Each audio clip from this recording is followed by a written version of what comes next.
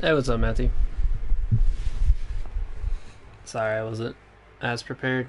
I just got out of a Zoom group meeting, so I'm a little bit late, but hopefully not too late.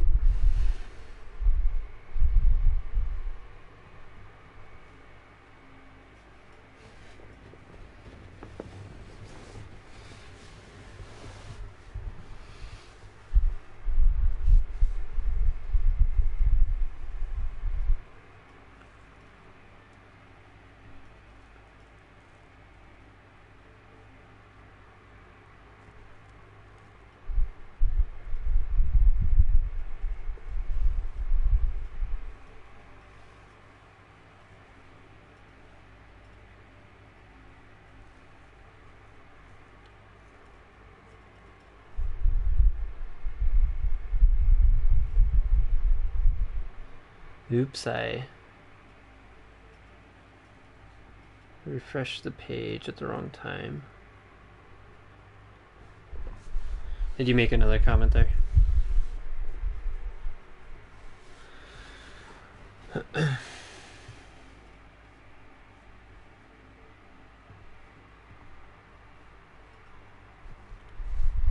That's one thing I need to figure out with streaming. I don't know why, but sometimes I should just not try to ever refresh things, but sometimes if I refresh the page, then it updates kind of weird, and it doesn't I miss comments and stuff like that. So I need to work on that. Let me try. I'm gonna try another view real quick.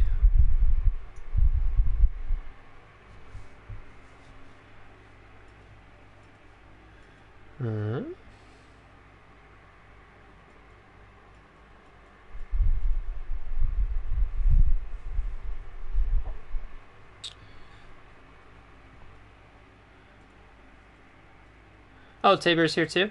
Hey, what's up, Tabor? Perfect.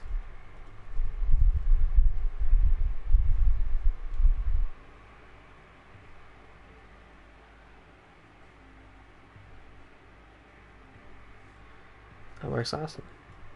Tabor, did you have to work today then, or?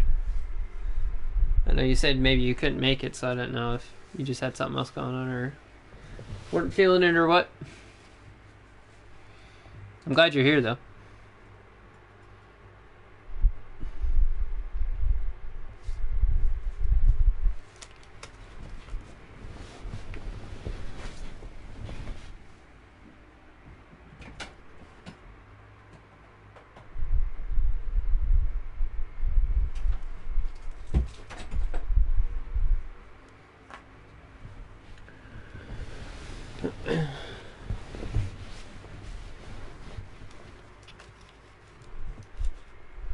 How much battery do I have in my remote?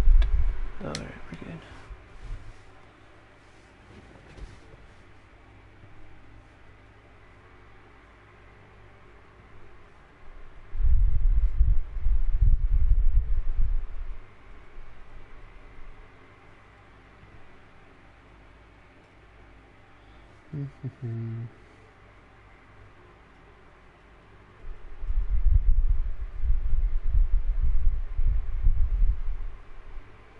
Sorry, finishing a couple things up.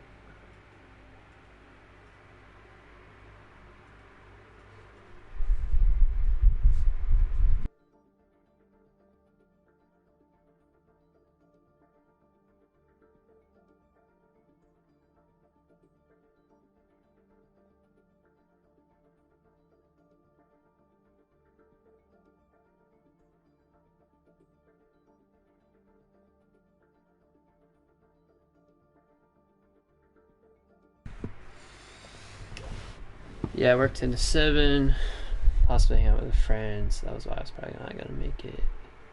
But here I am. Well, I don't know if that's necessarily an improvement if you got stuck with me instead of your friend, but I mean, I guess I'll take it. Anyway, so here's what we're gonna do. So the goal today is to learn the basics of Overwatch, as well as the objective of Overwatch. So the basics, kind of like how the game works. Oh yes, of course, you are my friend as well. Anyway, so the basics being, how the game works, and then the objective being how you actually win the game. Hey, how's it going, Josh? We're doing it for real this time, Josh. It's not a false start. We're actually going to learn how it works. Anyway, yeah. So, basics, as I was saying to the Glens, how to play the game, objective, how to win the game. Okay, so very simple. I will cover, there's 3 different roles. There's tank, damage, and support. I will cover those, kind of briefly, just so that, they make sense. But there's actually there's a tutorial that I'm going to play through. So that'll explain a little bit of kind of the basics of the game. And then we'll actually get into some matches and go from there. I'll probably play as I think I'm going to play as a tank, and that way I'm kind of going to be usually on the objective, leading forward, instead of hanging back and stuff, or flanking and things like that. What else?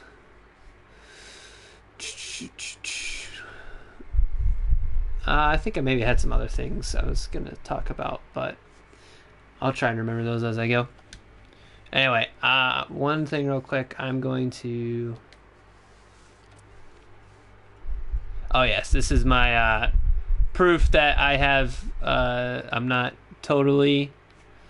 I don't know what the term is. I know a little bit of what I'm talking about. I really don't know a lot of what I'm talking about, but I know a little bit of what I'm talking about. You can see I've probably spent, based on the looks of things, at least 200 hours playing this game, maybe 300. And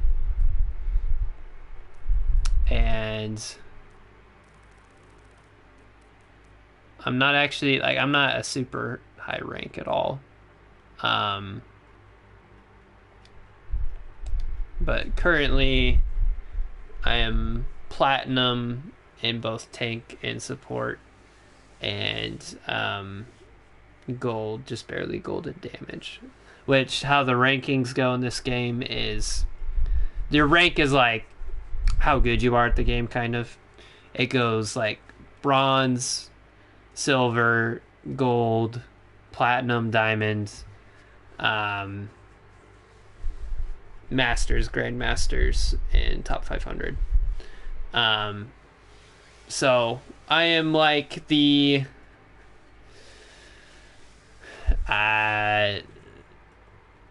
I don't even know exactly where. I think diamond is probably the threshold for the very beginner of trying to take the game more seriously. So I'm probably in tank and support,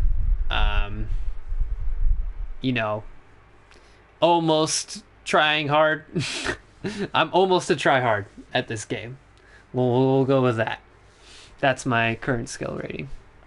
Anyway, the reason I even got into here was because I wanted to... I'm not even in the right menu. So there was no reason I got into here. I'm going to turn off voice chat, just because sometimes people say some unkind things. Normally, I would say being in voice chat is super important.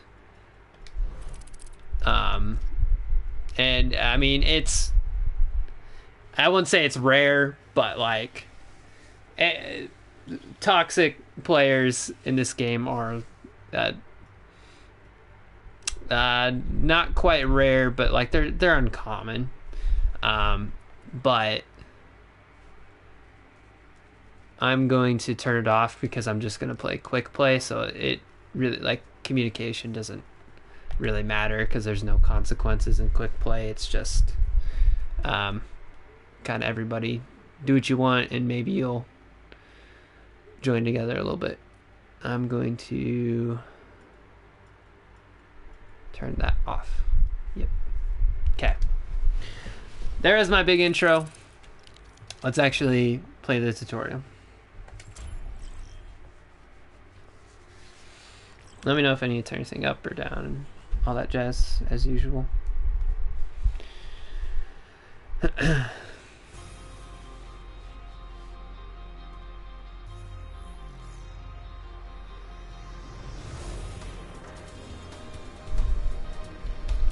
like it's running all right so far.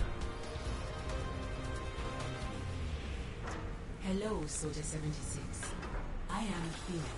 I will be guiding you through the Overwatch training program. Now, where is she?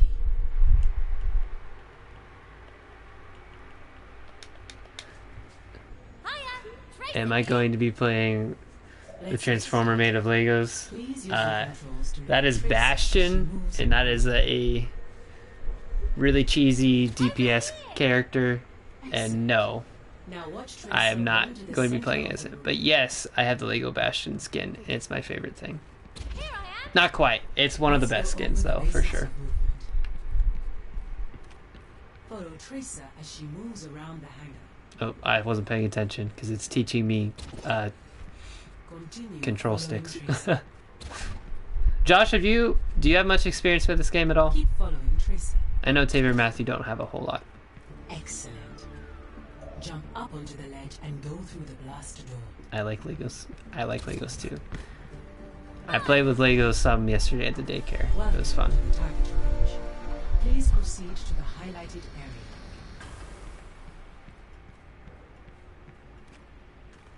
Let me walk you through the basics of combat. Your portrait is displayed in the lower left corner of your screen. That's you, Soldier 76. Next to it is your current health. If it reaches 0, you die. Your primary weapon is your heavy pulse rifle. Seen it, played quite a bit. Alright, it's super fun. Aim through the crosshairs. If you got this game, I would probably flip out. Move them over the training bot, then fire. Nicely done. You can also strike a target near you with a melee attack. Hey.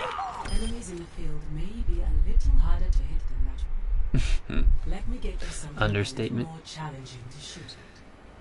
Enemies like these training bots are marked with a red outline. Nice shooting.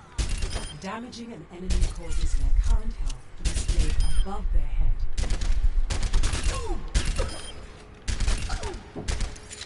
Most weapons fire a limited amount of ammo before they need to be loaded. Great work. That I know most of the characters and their abilities. Oh, really? Next, That's cool. we'll go over your abilities. Dude, this game is wild. There's We'll crazy begin stuff. with sprint. Please go to the highlighted area in the... While moving forward, Oops. you can activate sprint to run faster. Try it now. Woo! In addition to sprint, you also have the ability to heal yourself with biotic field. To demonstrate it, I need to damage you slightly. I'll turn it up a little bit. You will heal while you're within the glowing area. Note that you will have to wait a short time before using that ability again. This cooldown time is displayed over the ability icon. Your rifle is also equipped with helix rockets. You can launch a volley of rockets in the direction you're aiming. When the rockets explode, they also damage nearby enemies. Try it out on the targets. Fire your helix rockets at the targets. Finally, let me explain Tactical Visor, your ultimate ability. These powerful abilities can change the course of a game, but you must fully charge it before using it. Your current charge level is displayed here, at the bottom of your screen. Charge your Tactical Visor by damaging the training bots.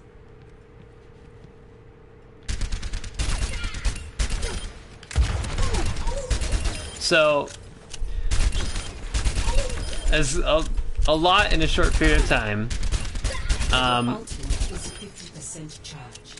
The biggest things I'll go over again in a little bit. Your ultimate is almost But kind of understanding sort of like what this character is like. This is Soldier 76 is kind of like a super standard like Call of Duty type now character. activate your tactical visor and destroy the training bots. So this is my ultimate. It's basically just aimbot. So like I never miss. All targets destroyed. Nice work, Soldier 76. For the final phase of the training program, I'll show you how to capture an objective. Your current objective is indicated with the directional marker labeled A. The objective is marked with a bright outline on the ground. To capture This outline right it, here. move inside the area. While you are within the area, you make progress towards capturing the objective. Your current progress is displayed here on your screen. If there are enemies in the area with you, capture progress is paused. You have Alright, successfully there we go. captured the objective. You can now try a practice game versus AI. Replay the tutorial or face off against other players. I'm actually gonna do none of the above. I'm gonna go to the firing range or whatever it's called. Practice range. Alright, so that's the tutorial. Hopefully you were able to hear her a little bit, but I'm gonna kind of go back over stuff really quick. I'll stay a soldier just, you know, for semblance's sake or whatever. Basically, so it's familiar. Anyway, so bottom left, there's a health bar. It says 200 out of 200. So that's saying I have full HP right now. If I were to damage myself, I'm now at 160 out of 200. If I were to heal back up, I go back full to 200. So that's the health bar, and I think, yeah, so that's the health bar. On the right side, you can see I have, the far right is my gun. That says 25 out of 25. That's how much ammo I have in my primary fire. Then I have a reload. I'm back good to go. I have a secondary fire, which is kind of just like a grenade launcher. Boom, there you go. And that used that like square on the bottom right. There you can see now it's counting down 6, 5, 4, 3. Okay, those are your abilities. Most abilities have like a cooldown timer on them, so you use them and then you can't use them for a certain number of seconds. So like that one, 6 seconds is fairly short cooldown. This is like a health field, and so when I stand in it, it'll heal me up. That one, a little bit different. Oops, sorry, I bumped it. Anyway, that has a 15-second cooldown. But there's some abilities, like my sprint, that has no cooldown. I'm sprinting or I'm not sprinting. Now, I can't shoot while I'm sprinting. I have to stop, but I can activate it whenever. And then that circle in the middle on the bottom is my ultimate. You can see right now it says 27%. Okay, so basically that's kind of like the same as my abilities, except for you have to like charge it up over time. It'll naturally go up on its own, just little by little. But you can charge it up by dealing damage and by getting kills. So now you can see I'm like going way faster. I'll do it again, even though you already saw it last time. You need to learn to focus. Alright, there we go. Now I have my ultimate up. And like I said, his ultimate is basically just aimbot. You can't hit headshots with it, but it automatically locks on to different targets. Got you in my So right now I'm aiming at that guy, I'm locked onto him, etc. in the morning. I missed that rocket, doesn't really matter. Anyway, oh, then also the melee. Ha! So that's once again going over the character. Some other things that would be important to note are... I'm going to switch to a different character. I'll show you the Lego Transformer because you wanted it. This is Bastion. Oh, check this out. See all those Legos flying everywhere? Oh, it's so much fun. Anyway, you can see his health bar looks a little bit different. That's because part of his health is armor. And so armor is a different type of health. And armor reduces... I tried to look this up beforehand. I can't remember exactly. I think armor reduces each... So like every time you're damaged, it reduces the damage you take by 5 hit points. Unless it's like below a certain threshold. So if you're like taking very minimal damage, it just cuts it in half. But if you take like a bigger chunk of damage, he's so ugly. I love him. What? Who in the world is Cassie? Is that a quote I'm missing, or is there somebody else with you? Anyway, that's definitely a quote. I don't remember. Nah, I don't. Anyway, you tell me. Anyway, but so armor reduces it like big chunks of damage by 5. Oh, Ant-Man. Yep. I know exactly what you're talking about now. Good movie. Anyway, armor reduces big chunks of damage by 5, smaller chunks of damage by 50%. And there's one other type of... It might do some more things besides that, but I don't remember exactly. The other type of health is shields. So this is Zarya. She's a tank. You can see that part of her armor is, or her health is blue. That is shields. So if I were to damage myself, you will see that if I don't take damage for a certain number of time, it regenerates. So armor is, it doesn't reduce anything, but it regenerates over time. So if I take like a lot of damage, you can see it's not restoring, but then if I don't take damage for a certain number of seconds, it'll start to regen, and now I'm back to 400. So hopefully that all makes a lot of sense. I might... Let me know if you have any questions. Real quick, I'll kind of... I'll kind of explain the basics of the roles really quick. So tanks are like bigger characters. Sometimes they have a big old shield that like your other teammates can hide behind. Basically, they're bigger. They're meant to take up space on the field, and kind of be like the spear point. Yeah, that one's Reinhardt. I love Reinhardt. So like whenever you're pushing forward, they're kind of like in general, like they go in first because they can take more damage and get healed back up, rather than some of the weaker characters, or not weaker, but characters with less health who would just get instantly shredded if they're in the front line. So their main goal is to take up space, to peel for the weaker characters. A lot of times they deal a lot of damage still, even though most tanks deal like lower damage, but like more consistent kind of. Yeah.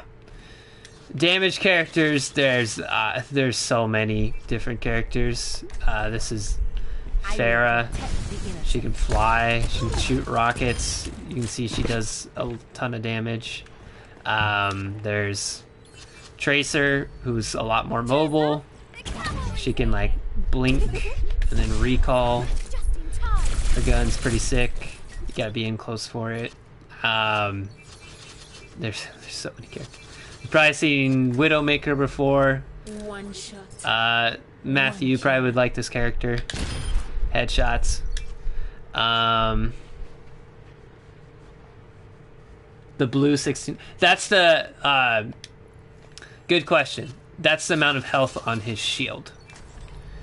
I'll go back to explaining some of the other bits in a second. But you can see when it gets shot at, it takes damage. And then it regens the same as like other shields do. So it might regen faster, but same concept. But yeah, like I was saying, so many. This character's pretty awesome. She can like do a lot of things as far as splitting up the team. She has icicles. She can freeze characters. Heal herself. Yeah, it's like I said, it's wild, and I don't want to get into that because that's not the point today. Just kind of a little bit of for funsies. But damage characters are obviously intended to deal a lot of damage. Depending on the character, it might also be. Let me show Reaper. Depending on the character, Death walks among you. it might also be. In general, most damage characters are meant to be dealing the most damage and getting the most eliminations. Some characters are better at getting the eliminations, so like they have good burst damage, but maybe not necessarily as consistent damage. Some characters, like I showed earlier with Mei, are meant to like give your team more utility. So like those ice walls can be used to block off enemy fire or separate the enemy team, or just all sorts of things. Like I said, there's really a ton of different, each character is unique, so there's just so much you need to. Final role though is just support. Never And support, the role is usually, not always, but usually to play further back, where they're less likely to get easily picked off and damaged and stuff. If you are a support, your number one goal is, to keep your teammates alive, but also keeping yourself alive, because if you die, then, then who's going to be healing your team? So support's a really interesting role to play. I really like support because it's kind of like if you're support and if everyone on your team is roughly equal, like if someone on your team is super good, the enemy team's probably going to focus that character. Like a really talented player, they'll focus them. But if you're all about the same skill level, they're probably going to try and attack you as a support. So your like goal is literally just keep your team alive and then don't die. Like that's kind of the most of them. Some characters are also like should be doing damage. Some supports like Batiste, No dying on my. he has a pretty good gun. Like he can, there you go, he can two-shot. He can even one-shot a Tracer if you get all headshots, I think. Yeah, that's wild. Tracer only has 150 health because she's so mobile. Anyway, but basically, sometimes as support you should be doing damage, but most of the time you're looking to either be healing or potentially shutting down like an enemy. So Ana, this is Ana. She's really good.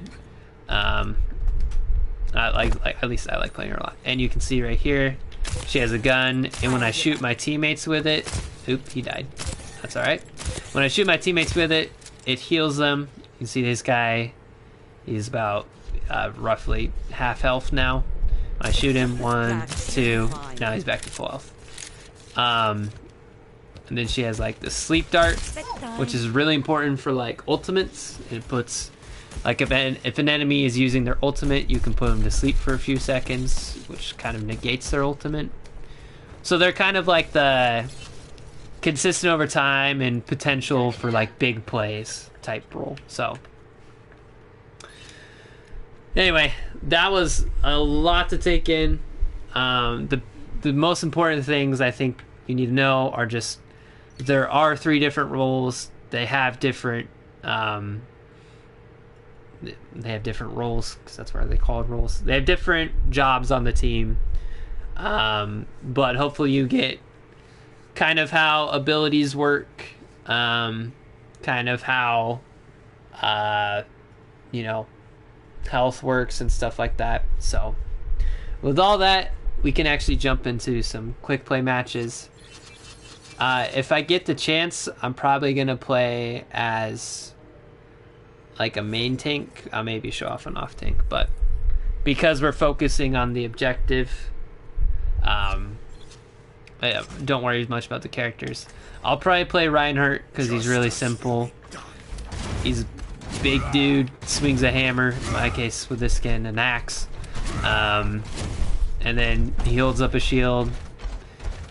He's got a cool charge ability and a fire strike. But that's all he does. So he swings around, puts up a shield, and sometimes he does this and sometimes he does that. Pretty simple. And while I'm at it, because I'm already this far, he's also got a really good ultimate. Like, I like it a lot because you do this, knocks him on the ground, big plays. So that's Reinhardt. I'll probably try and play as him when I'm in the matches. But that's it for explaining. Let's actually get into some matches. Once again, if you have questions, let me know. Also, like I said, this is quick play. Sometimes people don't use strategy in quick play. I'm going to play it like we're using strategy. Maybe the rest of my team will. Maybe they won't.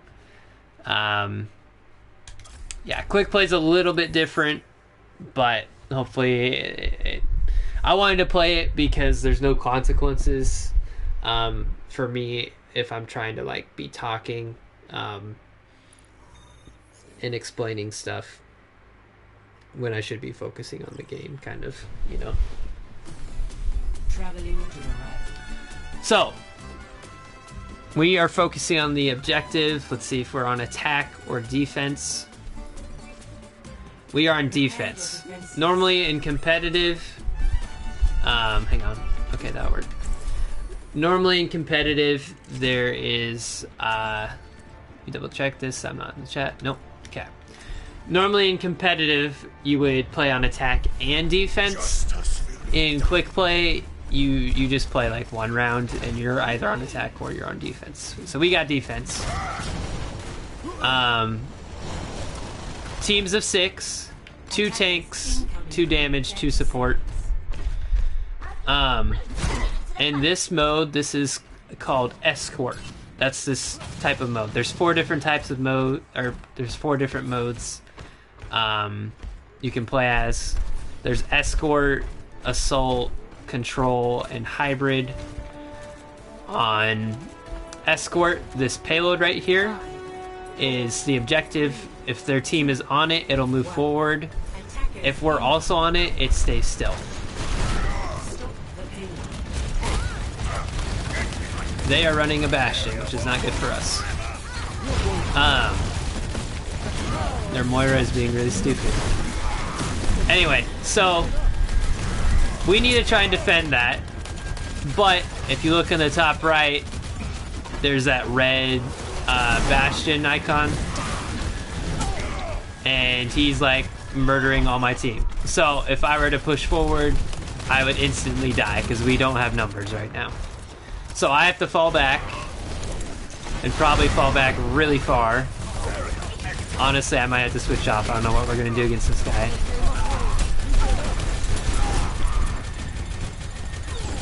I'm going to try and... Yeah, I'm screwed. Oh, dude. I might have to play a different character. Anyway. So, Bastion does an insane amount of damage. Like, he will destroy everyone in sight. But he can't move when he does that. So, if you're coordinated, you can deal with him. And if you're not, you get rolled. Kind of like we are right now. Well, I'm going to try. I might have to switch it up a little bit. It's hard to... we need to be on the payload, but the biggest thing right now is getting the Bastion off of the payload because he's destroying everyone.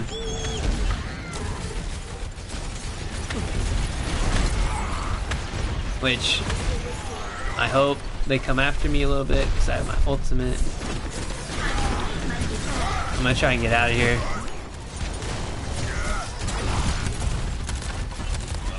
Alright. We have some characters to try and deal with him. Our damage guy is a Junkrat, and he's pretty good at burst damage, which we need to deal with the Bastion. I'm gonna try and land my ultimate, which would be our way to get in on him.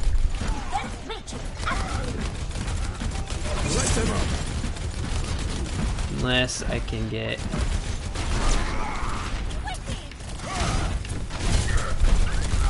There we go. So he moved up top. Oh, I'm so screwed. Oh, man. So a ton just happened and there's no way I could block at all. They had the Bastion up top, who I'm trying to block. Then they used...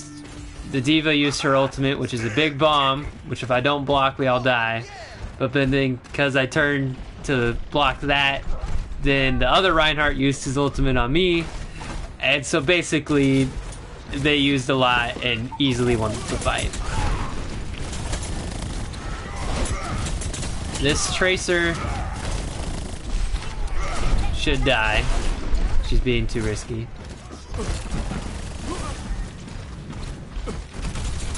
But I'm trying to make sure I don't get blocked by this other guy's shield. But instead I just die. That's fine.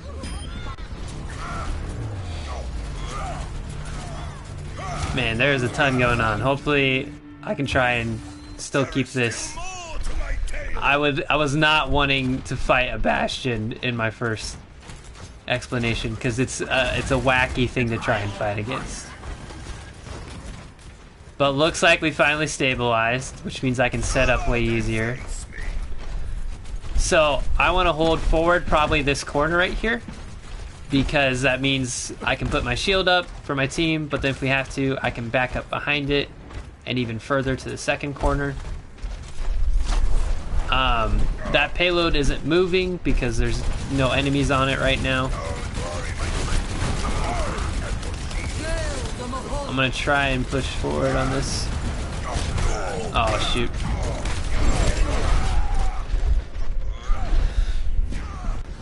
So their Reinhardt charged into me, which would normally be a really dumb move because my team could save me. But yeah, it's a quick play, so it's hard to rely on that. Because it's quick play, I'm gonna try and go behind them and shatter. And I got the shatter, and then the Bastion destroyed me. So, good game. By that I mean you didn't learn anything, because it was awful.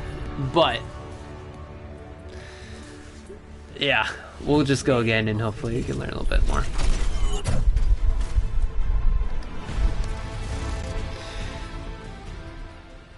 That was Escort. That's that map type. So hopefully I tried to explain this well as I was going. That payload, you have to be within a certain number of meters of it for you to be considered like contesting it. If none of the defense is on it, it'll move forward. If there is a defense on it, at least one defender on it, it will not move. Our goal is to prevent it from getting to the finish, which we did not do. They got there very quickly. As a defender, that's your goal. If you're on attack, your goal is to get it to the end of the route, kind of. Along the way, it was hard to notice because we died so fast, but there were 2 checkpoints, and so if you make it to a certain checkpoint, you get a certain number of minutes added back to your time bank. Yes, that's what I was just getting into. There is a time match limit. So you start off, I think, escort, you get like 4 minutes. I think most modes you get 4 minutes.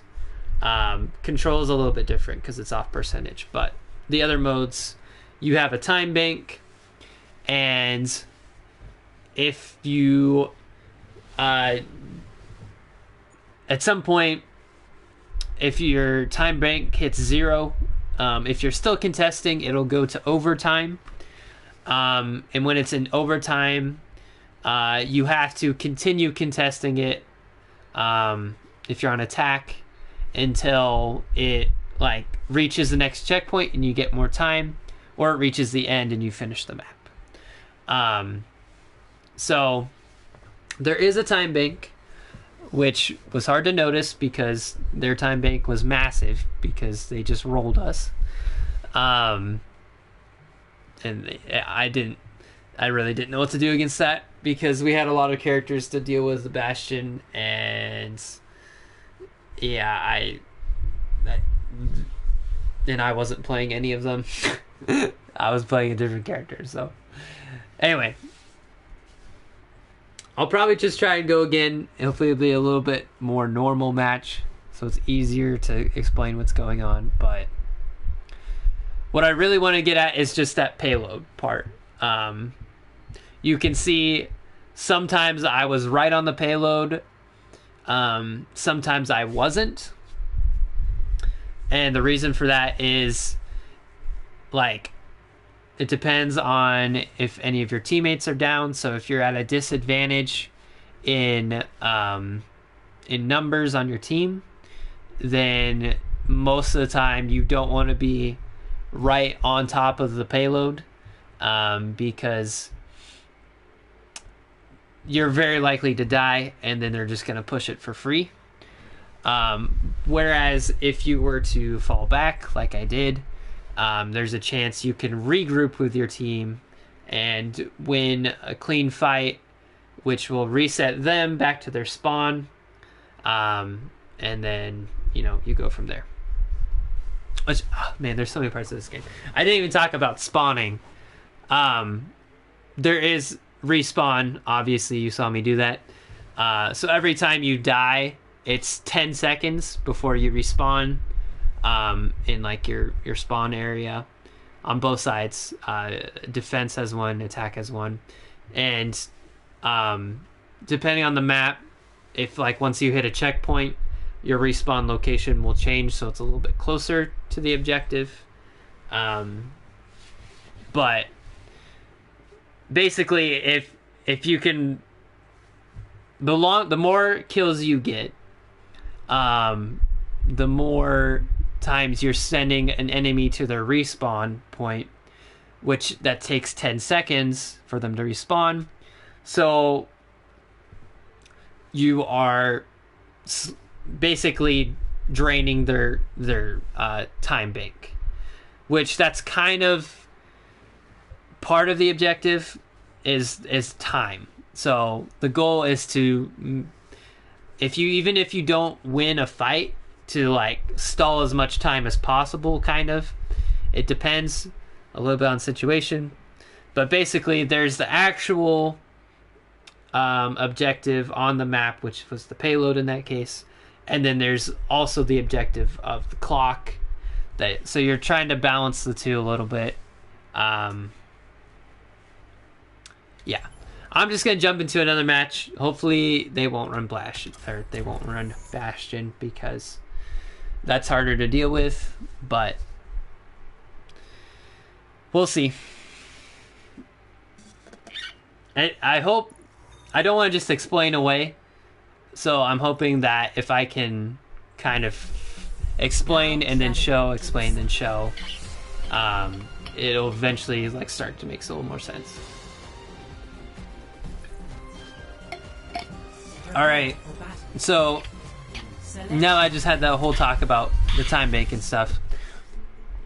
We're not playing on a time bank map. This is kind of a different... Wait, yes we are. Okay. This is a different type of map. This is called Control. That's making sense. Okay, good. Because I don't even know if it's making sense to me. This is called Control. You can see at the top, there's a percentage maker. There's a blue one and a red one, or the blue one. So on this point, we are both attacking the objective. And if you get a clean wipe, you take the control point in your favor. Kind of like Metroid Prime when you play Prime Hunters. You'll remember when you play the control version. Basically, you have to take over a point. What else is like that? I don't even know. Star Wars Battlefront, original. This guy's way out of position.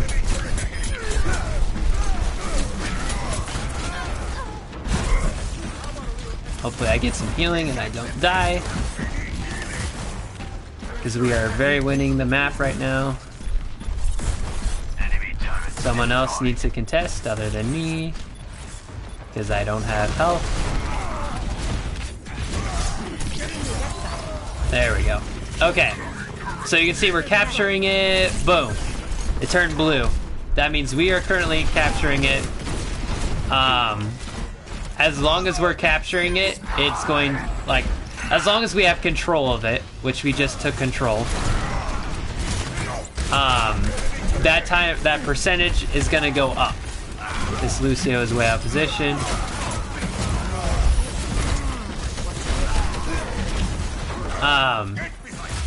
The goal is to get it to 100.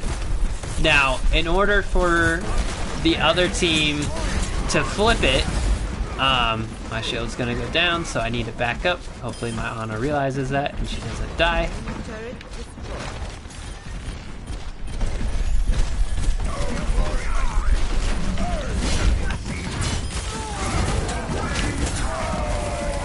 I think I shatter this, probably. So you can see I'm still contesting it. And as long as I'm still contesting it, they can't flip it. Which I'm gonna still try and contest it.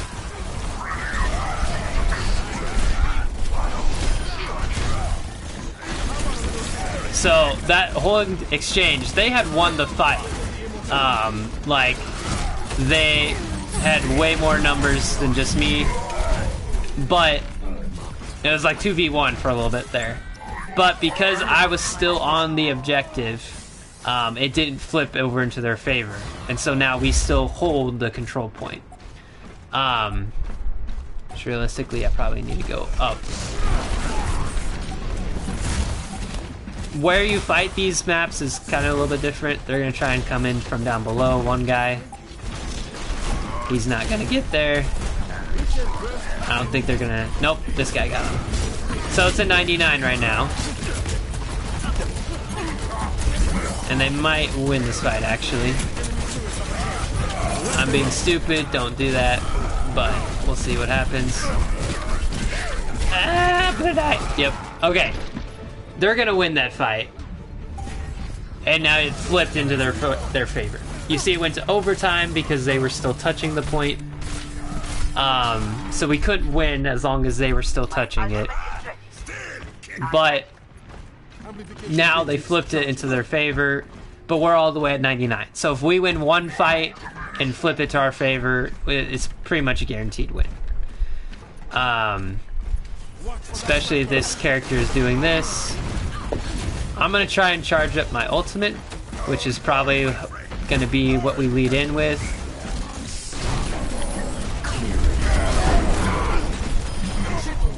I didn't even do anything. This guy just got a quintuple kill. My block his ultimate. We flip it. Team kill. That means that they were all sent to respawn. Boom.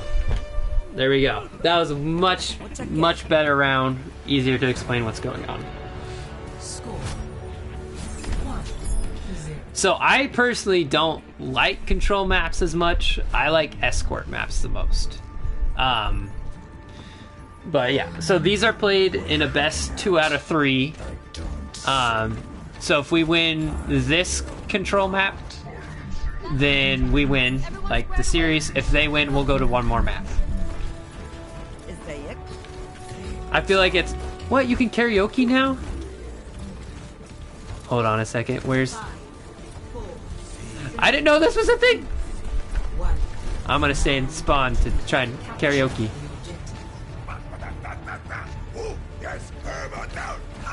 I didn't know they added that. I'm so happy. That's hilarious. Anyway. So they have up top, I just pointed. You can't see that. Anyway, they have a Widowmaker who's going to try and be sniping us. I'm going to ignore her and fight other people because I don't think she's very good. Which means she'll probably kill me or something like that. But I need heals. Try and call for it. So we have to give that up because I was low on heals, but I think we still win this fight because their other teammates were overextended. This is their supports. They are going to die because I do way more damage than them. And now their Sigma's still alive, but he's not contesting the point, so we take it back. They only got 20%, so that's a pretty negligible fight for us. Like, we don't lose very much at all.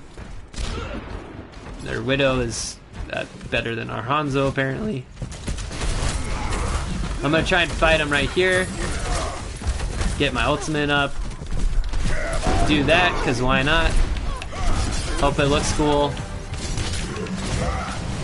I meant to charge him, but my Roadhog hooked him, so he's probably fine. Yeah. Their Widow's still up top, but it's really hard to be a Widowmaker because you have to... her aim is super precise, so there's not much give. You either hit or you're bad. And so far she's hit like 2 shots, so I don't think she's really hit any body shots. This Lucio doesn't know what he's doing. He should be playing with his tanks, so instead he's going to die. Their Brig used her ultimate, but she's also going to die because she doesn't have any help. Especially if my Brig comes with me, it's 2v1. She doesn't stand a chance. I'm gonna try and lead that. I missed. I'm gonna let my Brig deal with her because they can go have fun. I'm gonna go for a cheeky charge out of nowhere. Doesn't matter. Their Widowmaker is still sitting up top doing absolutely nothing. I think I hit her more than she's hit me. Okay, I take it back. I give her 1 shot. They're gonna try and go main again. I'm gonna try and build up my ultimate.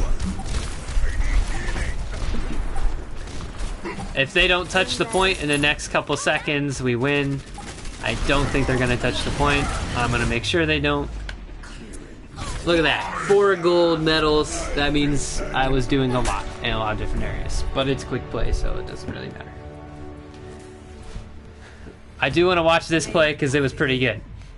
So our Reaper got boosted, and then he used his ultimate, which is kind of just like a spinning ball of death. He basically just unloads every shotgun in the universe.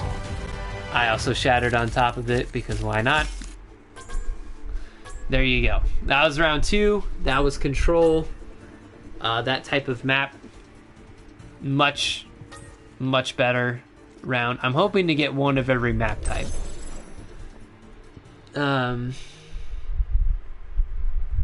I guess, yeah, do you have any questions after that one? I don't know if there's really a lot I didn't explain, because it was easier to talk when we were winning, and I didn't have to focus on what I was doing. But if you have questions, I can try and answer them. In the meantime, while I wait, I'm going to eat a Jolly Rancher. Chewy Jolly Rancher.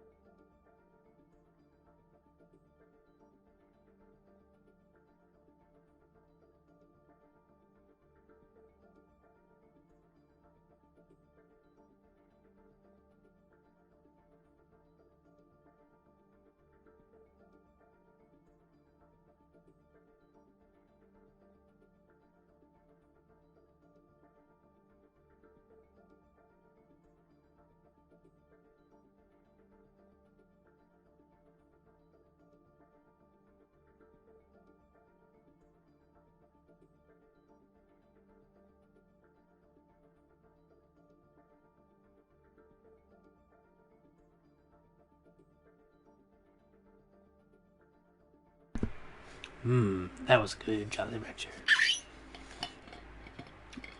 I didn't want to hear you chewing, or hear me chewing, so instead, you can hear me taking a drink of water.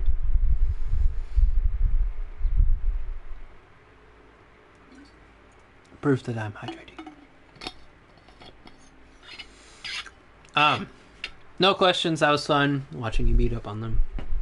That was fun. I feel like... Nope, with you so far. Having a lot of fun. I can now see why people like the game so much. I think that Bastion guy would be my kind of guy. Oh, dude. Dude, there's like 30 characters in this game, and I probably have like 10 favorites. So I have like 10 favorites. I don't know, like 25 or so ones that are pretty good, and then a couple that I don't like, mostly because I don't know how to play them. And it's not fun to play them if I have no idea what I'm doing. We did get... Sorry, I moved a little closer. We did get another... this is a new map type. This is actually a map that they have removed from competitive play because it's just not a super well structured map. Like, it's hard to play on. And Tabor, you can see some of our friend Bastion. And we're actually still playing with a 5v6. Hopefully we'll get another guy to join. We're down a support, looks like. In competitive, you would restart the match. In quick play, quick play is just have fun, so it doesn't matter if you're ever 5v6. So we have a Bastion. Yeah, there we go. Now we got another guy. He wants to set up here, so I'm going to be a pal and give him a nice shield. He's going to tear that Ashe to bits if she pokes her head. The Reinhardt is dead. Look how fast his shield gets melted. They're going to rotate up top. When they do that, I'm coming over here to make sure he stays protected a little bit.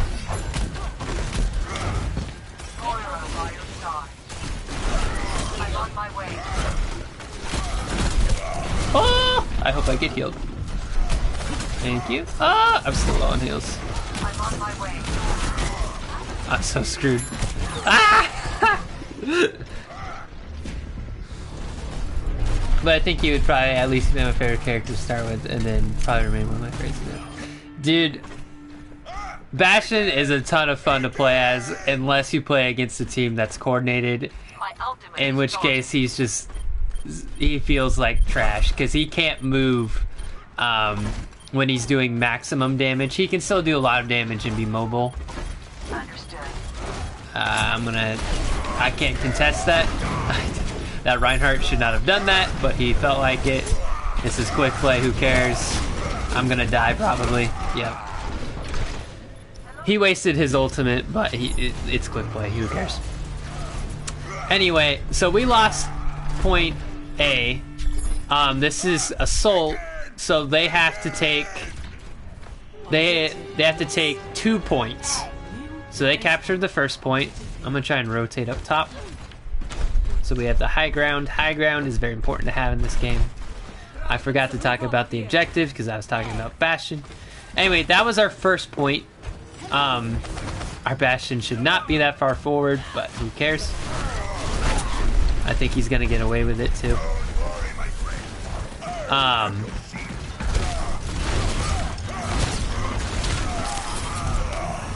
better than the other Reinhardt, apparently. Not really, but it's fun to say that.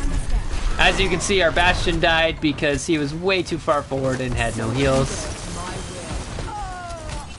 Our Moira died, that's unfortunate. We need to fall back a little bit. We need to really fall back a little bit. That tire is coming for me. Wow, he chased me down.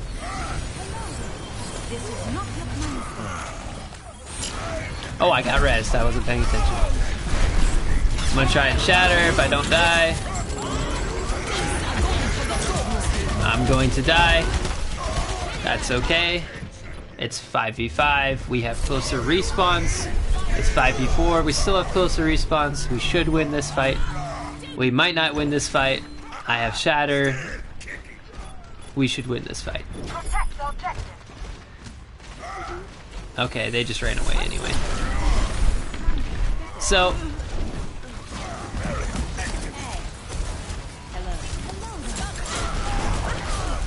if this guy pushes forward, I'll try and probably shatter on him. Blocked his shatter. Hope I get lucky. There we go.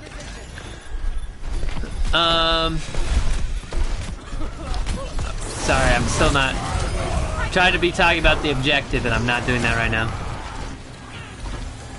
Saber, I also know you asked a question, so. My ultimate is charging. Greetings. Okay. So, we're still defending this. This is point B. They took point A. You can see how the little circle is broken up into 3. So, kind of like... Oh, I got knocked off. Kind of like the escort, how there's 3 checkpoints, which give you more time bank. In this, there's 3 points that per capture point. I'm gonna hold over here for a little bit. They're gonna drop down, I think.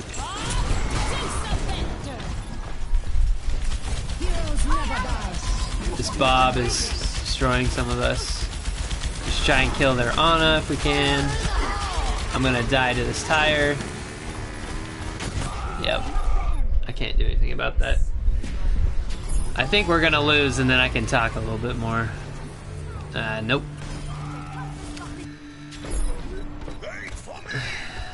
No, I think we still win this.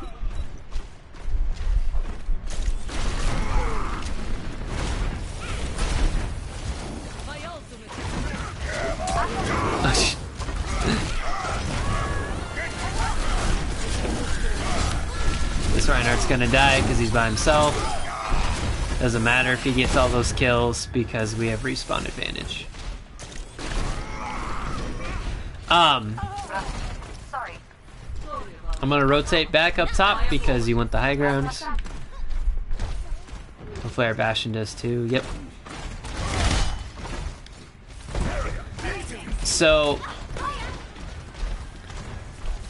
they already have 2 points. I'm gonna block this. That Reinhardt should not have done that. That's pretty much a guaranteed way to die.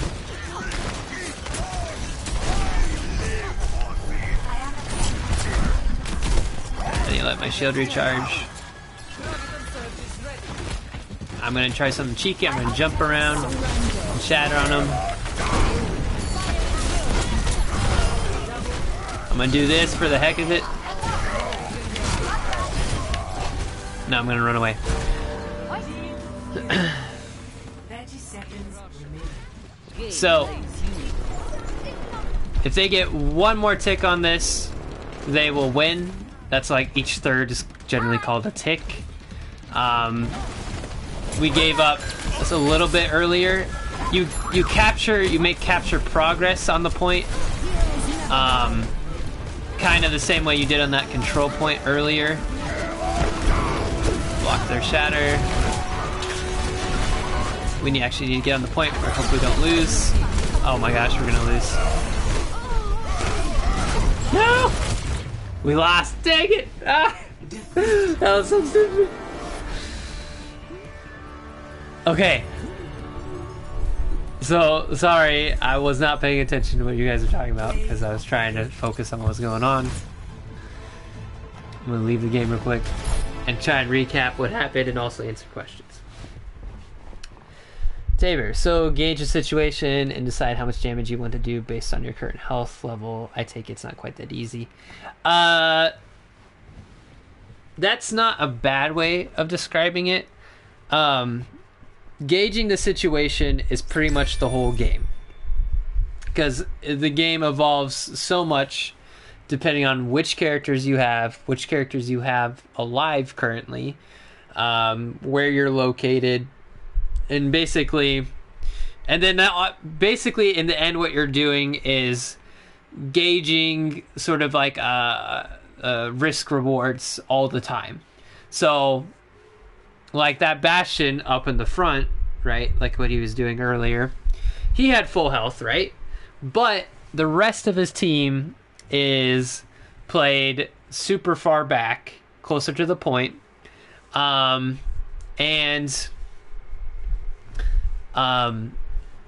he's kind of isolated by himself. Now, he's in a cheeky spot where they're not going to check the corner, probably. But as soon as he starts firing, they're going to realize he's there, and suddenly everyone's going to collapse on him, and he's in like a 1v6, which you cannot win as Bastion unless they are super far away and you shred them all by some miracle. If they're that close, that you never win 1v6. Rephrase, you never should win 1v6. Anyway, basically though, if you were to gauge that situation, if we were playing in competitive and not in quick play, at best he probably gets one kill off of that. He gets a kill on like a support or a damage character that has less health, and he shoots them before they realize that he's there. So maybe he gets one kill. After he gets that kill, though, the rest of the team realizes that he's there. They all collapse on him. He dies. All he's done is created a 1-for-1 trade, which trading is actually okay in that scenario, because on assault maps, trading works in favor of the defense if you're on point B, and trading works in favor of the offense if you're on point A, because that's based on the respawn location. So, for instance, if he were doing that on point A, we would have lost point A right away, because if he trades, then he has to walk all the way back from our respawn, whereas the enemy team has their respawn is much closer to point A. So basically we're going to be fighting 5v6 before he can get back. On point B, you can maybe get away with that because their respawn is further away, and so we're going to respawn before they will, so they would be fighting in a 5v6 rather than us. But that's kind of, when you say gauge the situation, decide how much damage you want to take, that's kind of the gist of it. That's why I can point out what's a bad play and what's a good play. When that Reinhardt charged at me on the other team, right? He telegraphed it from like a mile away. So I had at least, a second and a half So how is Bastion any harder to gauge the situation with? Can you rephrase that question while I keep explaining? I don't quite understand what you mean. Are you saying like what? Are you saying why is Bastion a harder character to play as? Is that what you're trying to ask? Anyway, so when that Reinhardt charges at me, actually, hang on one second. I could show replays.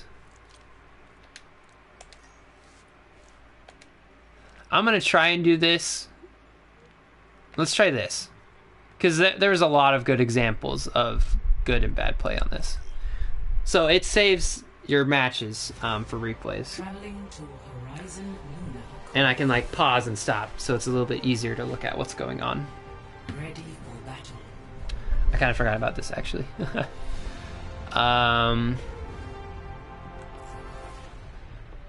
Let's try and fast forward a little bit. Attackers I'm gonna go to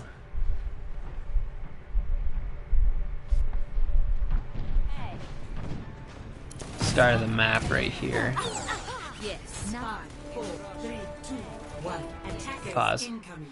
Anyway, so we might walk through this a little bit to kind of see what happened, what was a good play, what was a bad play. Because I think this map actually had a lot of really good examples of both. So when that Reinhardt charged at me, I'm going to finish that. When that Reinhardt charged at me, charge is a pretty good ability. I think it does... I don't know this for sure. I think a charge does 300 damage if you pin someone against the wall. So if you charge at them, suddenly you're like, if they run into you, so if that Reinhardt were to charge into me, he'd hit me and then he would run me into a wall. I think that does 300 damage. I could be wrong, but I think it does 300 damage. So a charge is like a one shot on probably a charge is a one shot on every damage and support character, or almost everyone. I don't quote me on that one, but because I'm a tank, I have more health. The reason why that was like an awful decision, there's like a million reasons why. The first reason is look at the risk and reward, okay? Let's say by some miracle he gets the charge on me, okay? No, rephrase. Let's say somehow he misses me and he gets through and he pins one of my supports, and he gets the kill. Okay, so he got one kill off of it. Let's say by some miracle he did that. Realistically, at that point though, he, like Bastion on our team, is so far separated from the rest of his team that all of us can collapse on him and he will die. So at best, in that scenario, when he's trading or when he's charging, he gets a trade. That's at best what he gets. Million reasons why it's a bad play to do, and this is how you can tell like a more experienced Reinhardt from a less experienced Reinhardt, is whether or not they go for those kind of charges. But risk and reward, he gets a trade, which is not even a reward because we have respawn advantage because we're closer on point B to the objective with our respawn. So it's literally a lose. He loses in every scenario, barring some miracle. Realistically, though, I'm in the front line, okay? His next best, like, person he could have charged was me. Shoot, I don't know for the life of me how it did. Hang on. I want to talk about this right now, but I'm gonna spam the skip forward button and see if this works. I wish there was a way I could. I haven't figured out how to control like the little bar. I may have spammed it too much, and now it won't ever load. That is a small problem with replays. I think I might have broken it. We'll see if that works. Because I don't want to like keep talking about this Reinhardt play. Yeah, I think I broke it. I spammed it too much. Hang on, I'm gonna just unload it real quick. Reload it.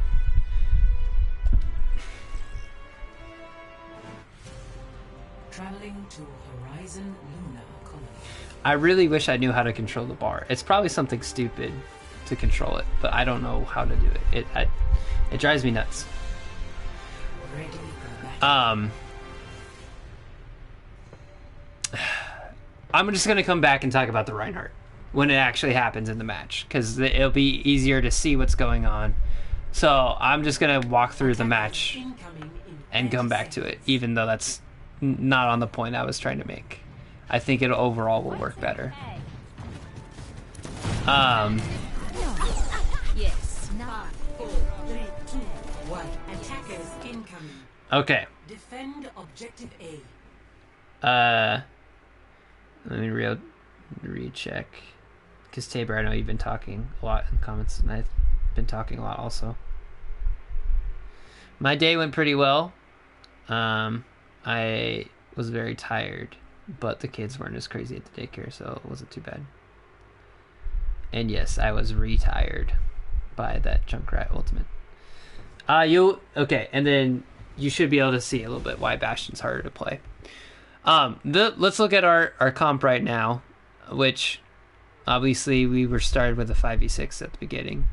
Our composition doesn't have a lot of chemistry, but you know, we'll try and make it work. This part right here is pretty key. So this is a pretty good choke to hold for the Bastion, because he can get a ton of damage in, and right now I'm shielding him. Their only entry points as the attacking team, barring some like a teleporter, you can see they can come in through this choke point right here, which if they do that, you can see the Bastion's waiting. I have a shield, they can't even shoot him. They could try and go right here, which is probably a slightly better because it's not as good as an angle.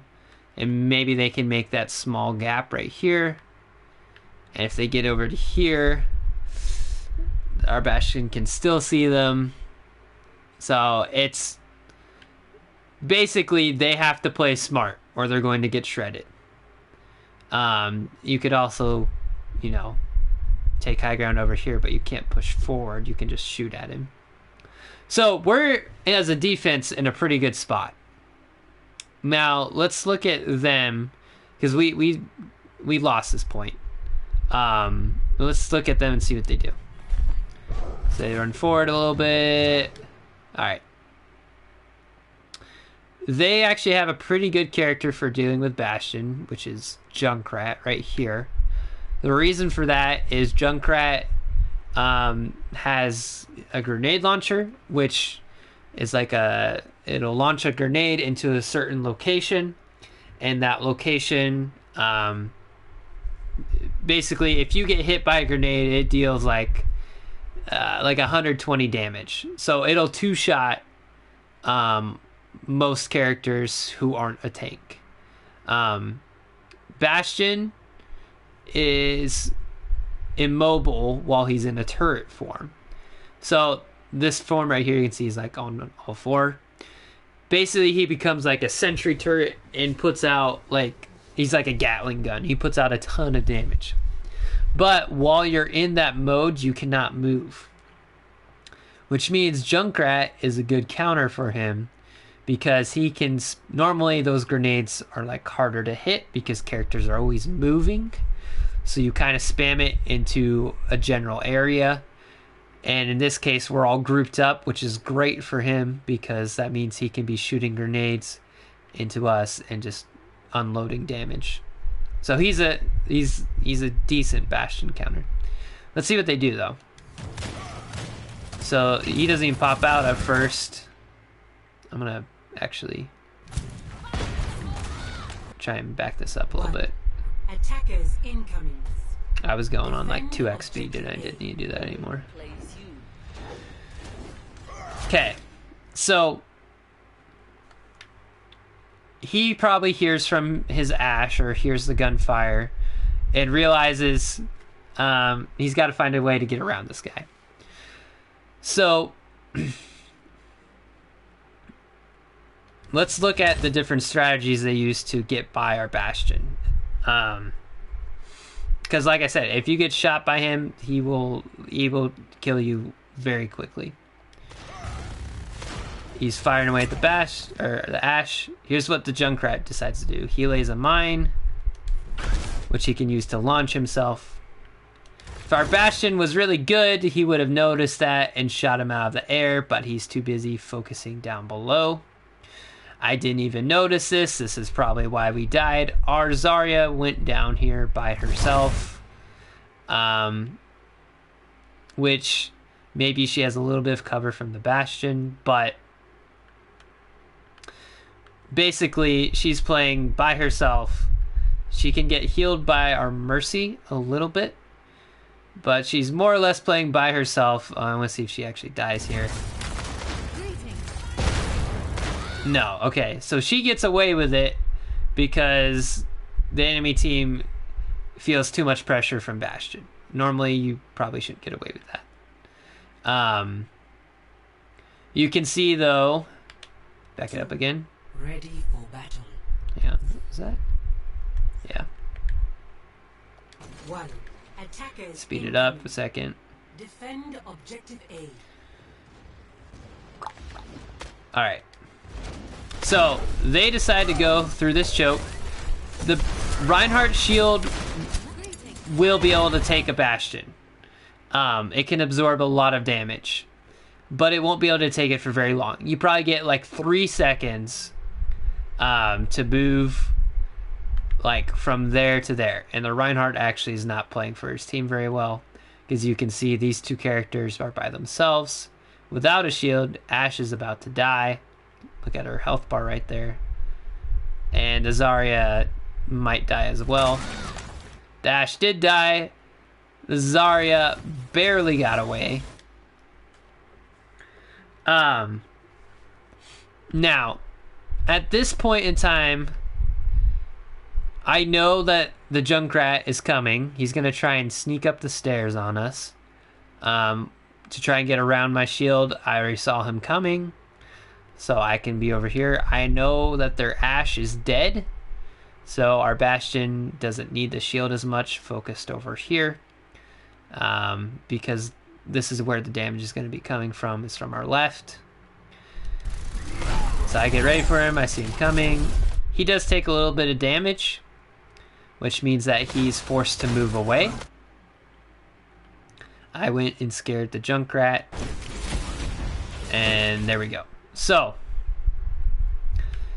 the other team has more or less successfully gotten through the choke. If we were trying to run Bastion in a competitive match, I think probably we would have stopped them before the first push, but hey, it is what it is. I don't know why. I guess our Bastion doesn't see him. This Zenyatta is literally sitting here with 200 health. Our Bastion could probably kill him in about a second. That's okay. Now, this is a little bit of a, I won't say misplay, but I'm focusing on the Bastion, or not the Bastion, the Junkrat, when in the meantime, the enemy team has gone outside, right? They've rotated outside. So now where they have like 2 different angles on us. So this Reinhardt's going to try and come through the door. And our Ashe notices, and then I realize it too. So I go over here to like try and counter this Reinhardt. Like I try to react to match him. But nobody has dealt with the Junkrat, and now I've moved my shield, which means that now he has a free angle on us. He has a free angle on our Bastion.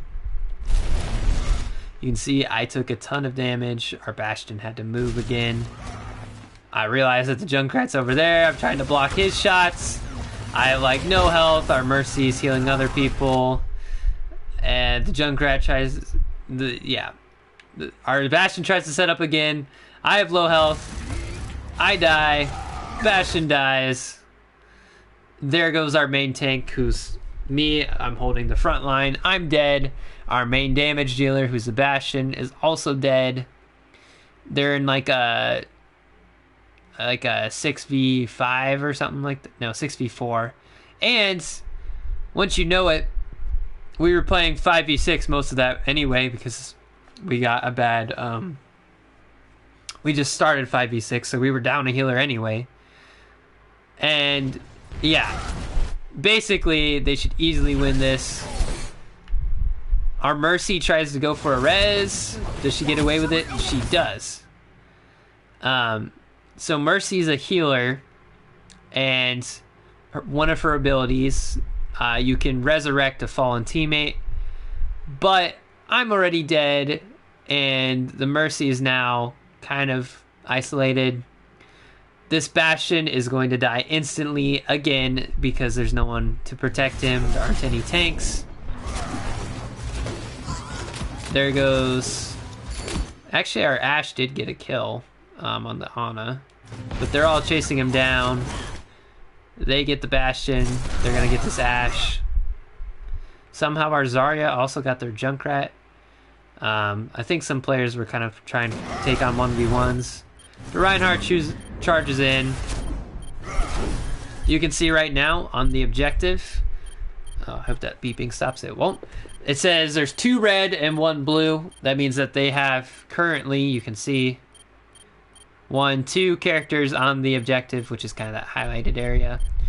And I think our Zarya was on. Yeah, it like stays contested for just a split second. Now we don't have anyone on. Now you can see it changes that kind of sound effect from the ticking. The beeping means that it's contested. This little low purr means that's being captured. They actually get off of it for a second, which means no one was capturing it. Then more of their team comes forward. They're going to try to capture it. So you can see that red outlines start to tick up. Right there it flashed. That was a tick. So that gave them, like, 1 tick is kind of like a third of a point.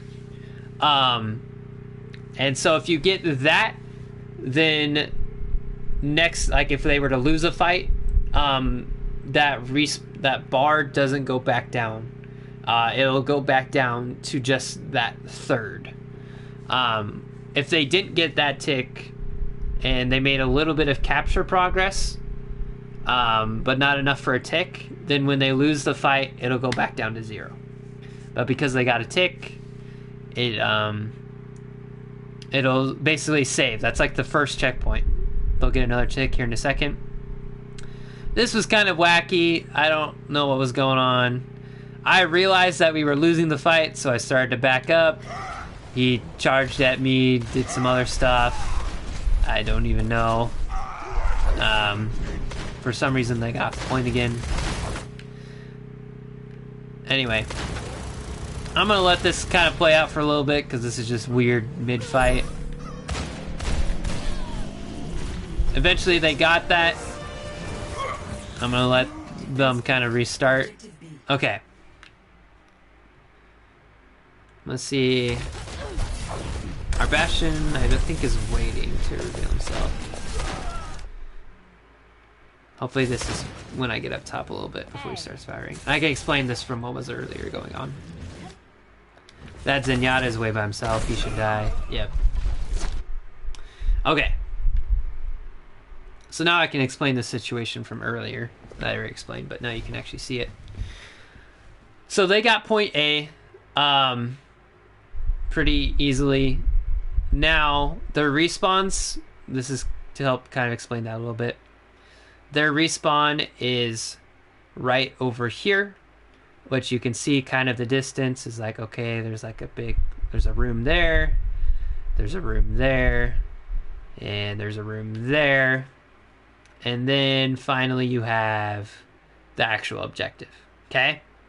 Now, compare that to... I wish there was a way to like speed up my camera. Compare that to this. This is our respawn on defense. It's right there. And then, boom. That's the room. Okay. So, whenever we die, whenever we get a trade, even if we go 1 for 1, the amount of time it takes us to get back to the point compared to them is probably like 3 times faster. So that's why trading favors the defense on point B, but trading favors the offense on point A, because remember, we had to walk all the way from there. That's like 1, 2, 3, 4 rooms to get back to this main area on point A, whereas the attacking team just has like this one long corridor to get to point A. So, attack on assault is favored on point A. Defense is favored on point B. That's for assault maps, for two capture point maps. That's the gist of objective stuff I want to talk about. In regards to like 2CP or assault, they're kind of interchangeable names. Now I can explain what this Bastion's doing. So this Bastion's set up in this corner. Look at this. Bastion can heal himself, but he can't be shooting while he's doing it. So our Moiras maybe can help him out a little bit with heals, but he doesn't have a shield. Our healers are way over here. Let's see how this plays out, because I don't remember exactly. He still hasn't fired. He's waiting. I want to see what his POV is. Hang on. Let's actually look at what he's seeing. This is what he sees. Okay. So, like I said, probably no one's going to come after him. But, like, no one's going to notice him initially. But as soon as they do, they're all going to come after him. That's what I was trying to say.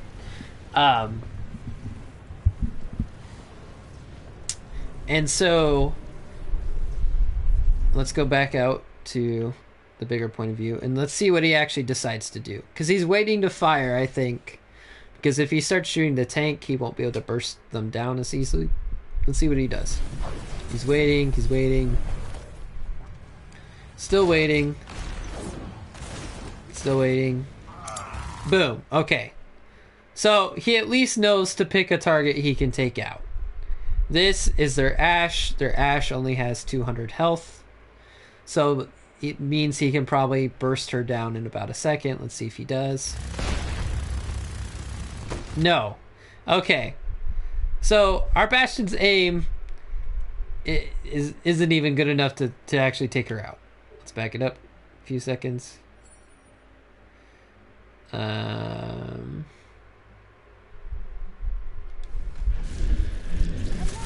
Speed it up.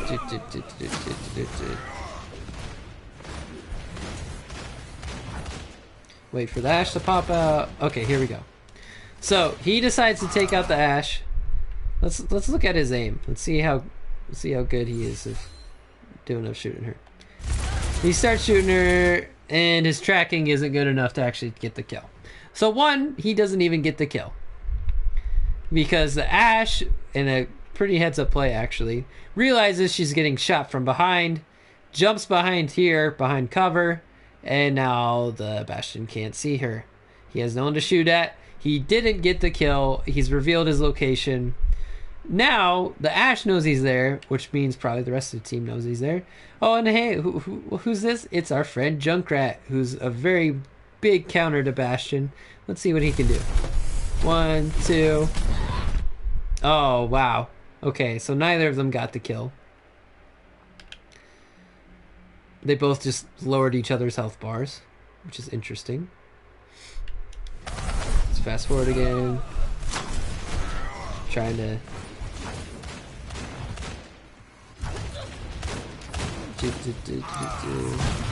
Okay, here we go. Let's go slow motion. Let's try that out for a change. Okay. So this is why Junkrat's a pretty good counter. So that grenade right there, if he hits this shot, does basically like a third of Bastion's health. Let's see if he hits it. So that's not a direct hit. No, maybe it was a direct hit. So that first one I don't think did as much damage. The second one, boom, gets another hit. You can see if you get 3 hits on a Bastion with a Junkrat, he's dead. And because he's immobile, it's really easy to hit those shots. Realistically though, Bastion probably still should have won that fight because he does 1,000,000 damage, but apparently he has bad aim. So neither of them got the kill. Bastion decides to run away because he's low on health. He'll probably try and heal himself. Nope, he tried to shoot. And the Junkrat killed him. Oh, and hey, look, where's the rest of his team? Yep, there's the Ana, who's going to try to sleep him, but he's already dead. And the Zarya, he's in like a 3v1. Yeah, he loses that fight. So that is an example of being in a terrible location, which I think I might actually... That's not technically like part of the... I wanted the purpose of this to be the basics and the objective. This is probably going a little too far into positioning. I think there should probably be a whole episode about positioning. But because it's such a good example of explaining what's good and what's bad in positioning, I think I'm just going to go with it. Anyway, I'm going to fast forward a ton now. Hopefully that part of the Bastion makes sense. I see in this fight that we just lost 2. Okay. That means I'm fighting in the 4v1, 2, 3, 4, 5. We're fighting a 4v5 right now. So we're at a disadvantage. So...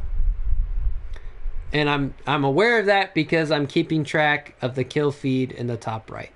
I can see who's getting kills, who's not. I'm like, hey, I need to get out of here like crazy.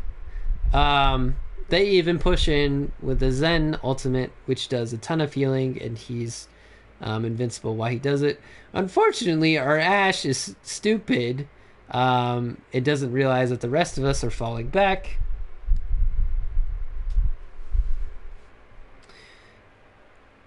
It does make sense, though it seems as if the Bastion had better aim, he would have been able to pull that off. See, that's what I'm getting at. He probably could have pulled that off, but it's not a sustainable location.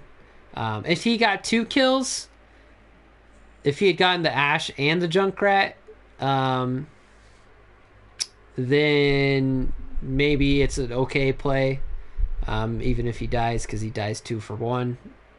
But... in competitive play, he realistically probably gets no kills.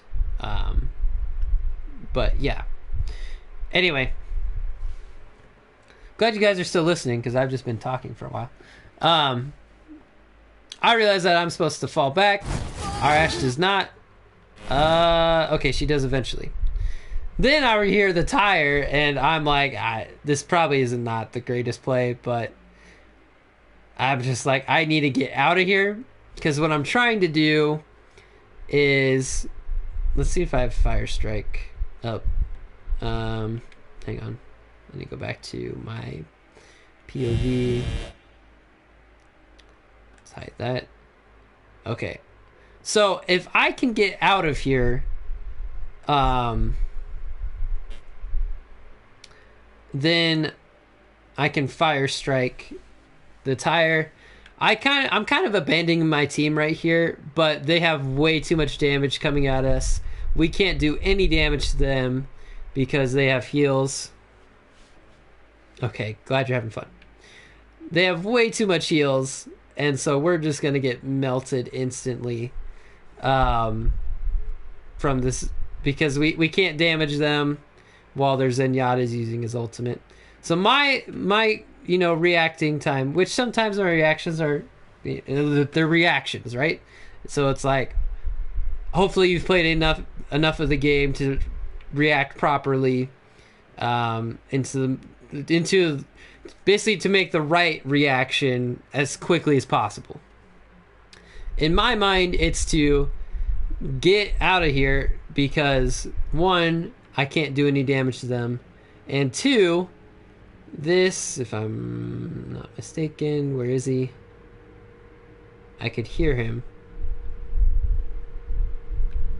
Where is he? Where is he? Here he is. Okay. This is Junkrat. Okay.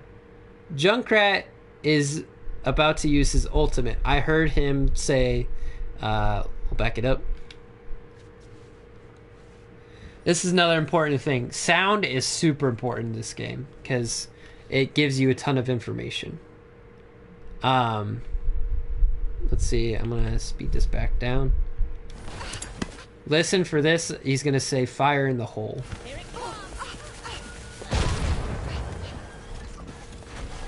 Actually, I could be wrong. He might not say fire in the hole. He has a line that I know is his ultimate. Let's see what he says. Okay, he does say fire in the hole. So I hear that, and I know instantly that means Junkrat is using his ultimate. Okay, which is this rip tie right here. Basically, it's a tire that can like climb up stuff. It has like a bomb. It's basically like a moving bomb. And it does a ton of damage. You saw it. It can take me out at full health with armor. I think it does... I could be wrong. I think it does 600 damage. I don't know exactly. It does a ton of damage. But if I'm really lucky, I can maybe get... it does have a health bar. It has 100 health. So if I can hit it with my fire strike, I can destroy it. But I know that I need to separate myself from the rest of my team, because if I stay clumped up like this, he's going to blow it up. It's going to kill all three of us. So my reaction is, one, I can't hold the high ground anyway, because they have so much damage and so much heals. So sort of choo-choo and lunges up. Yeah. Except for a choo-choo that will, like a choo-choo nuke. Think closer to that. Anyway, I hear it. I'm like, I need to get out of here. Arzaria's kind of smart too. She realizes, hey, I need to get out of here.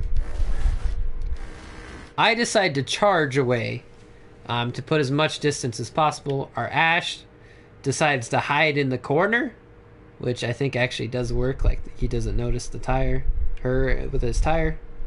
Because if I go to his point of view, you can see he's controlling the tire. Oh, yeah. So our Ashe is hiding in the corner, which means she gets away. Let's see what he actually does. Who does he go for? I think he goes for me. So he ignores the Zarya. And yeah, he's just making a beeline for me. He saw me running, which, if you don't have a group of enemies, like, if you don't have a big like pile of enemies, if you know you can just take one out, I'm probably a pretty good target, because I'm a main tank, so I'm absorbing a lot of damage from the team. So if they take me out, I can't be protecting my team. Let's go back to my POV. Let's see, did I even have a chance against this? So I charged away. I can hear it behind me still. I see it. I don't even know if, so this would be an insane thing. I have a fire strike, which if I line up right, I could destroy the tire before he kills me. I don't think I do that. Let's see if I even take a shot at it. Ooh, hang on. Oh, I need to go back. Alright.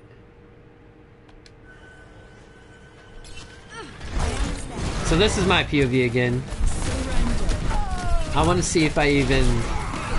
like, how close was I?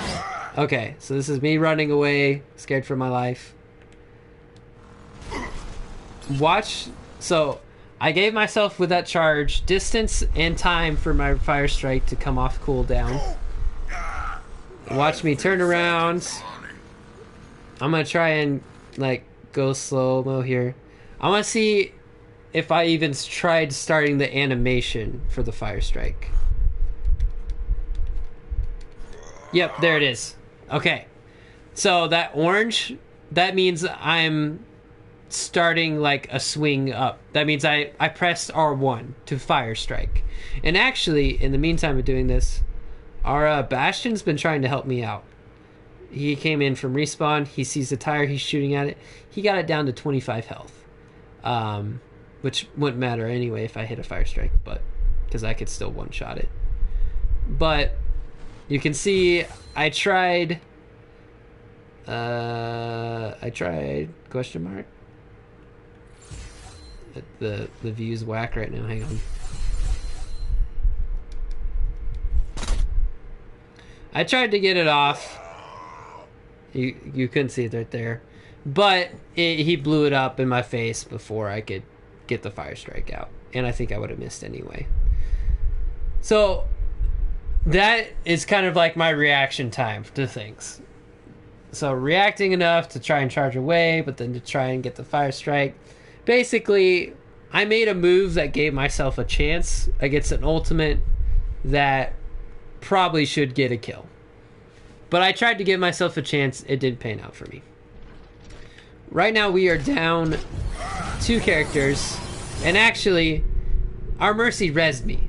So she just deleted his ultimate with her ability. She can res like once every like 30 seconds. But I thought I was dead, so I didn't even move for a second. I was like, wait, oh, I got rezzed. So, you know, it is what it is. Then we keep doing some fighting. Our Zarya uses her ultimate, which means like realistically I should push forward and try and start swinging at her. But then I got grabbed by the other Zarya. This is just pure chaos. A bunch of us die. There's just Reinhardt's charging over there. I don't know what's going on. And the Junkrat's over here. He's gonna die. But while we were busy doing all that, you can see that the objective bar, and that's the point again. These are especially what I want to highlight, is playing the objective. You can see the Reinhardt has started back on the point because that objective doesn't start going down right away. It has a little bit of delay before it starts going down. But he hopped back on, and I think he's gonna get a tick here. We'll see. Yep, he did. So before our Zarya could get back on, he got a tick. So that fight was total chaos. It was madness. But in the end, it's still progress for them because that tick is a checkpoint. It won't get deleted. So as wild as that was, it technically was considered a success. I don't think I'd call it a successful fight, but this is just chaos for a while. Again, you can see I blocked his shatter, not really intentionally. He's just kind of bad. And then I shattered on him. Some of us died. Then I stepped up and got some more kills. Actually, I do want to highlight that one probably.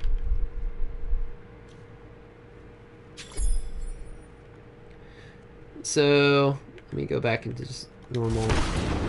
They shattered. I blocked it because my shield was up, so no consequences. He fire striked, which means I had an opportunity because the shield wasn't up, so I shattered. I got a couple of them. Did some damage and stuff.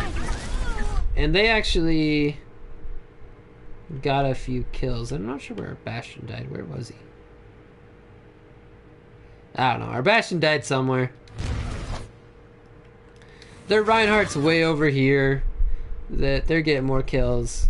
But you can see over here that they had... Let me do this again. There's the shatter block right here. For a second. Oh, that's where our bastion was. I blocked it.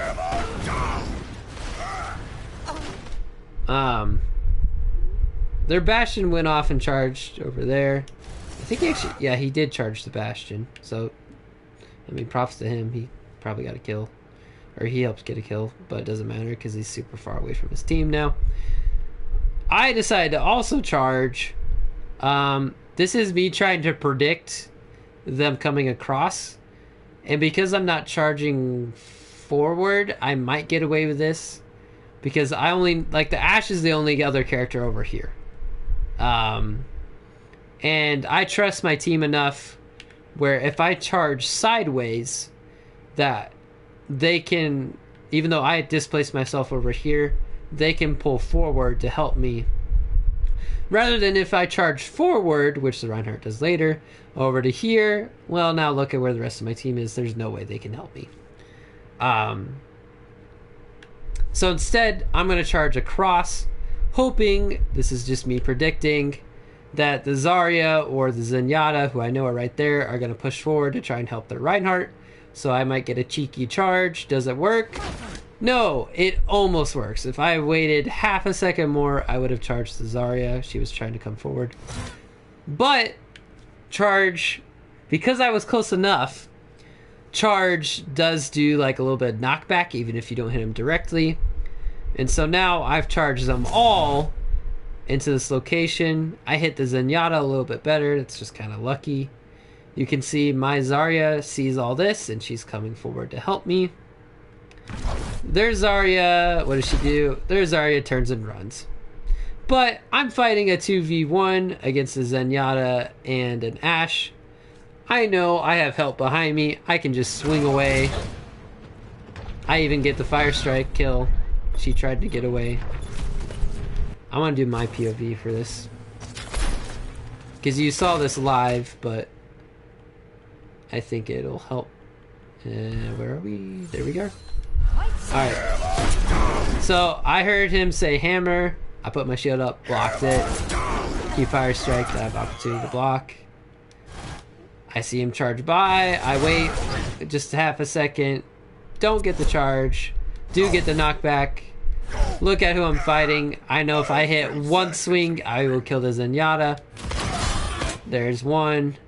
If I get another swing on this Ashe, I will get...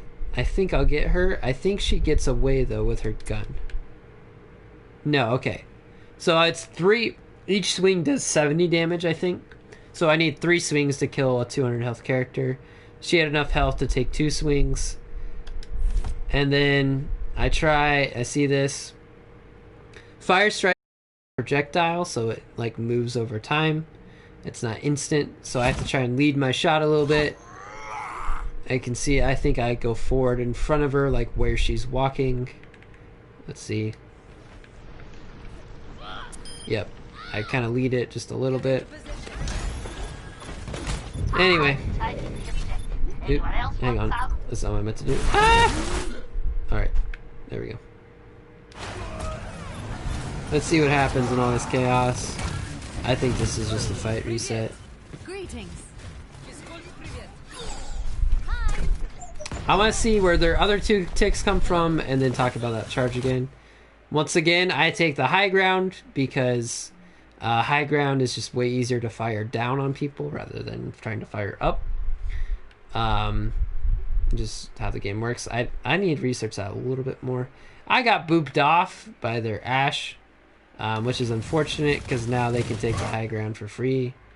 I tried to rotate back up top. Their Bastion is kind of playing over by himself. I don't know. We're kind of like split up 2 and 2.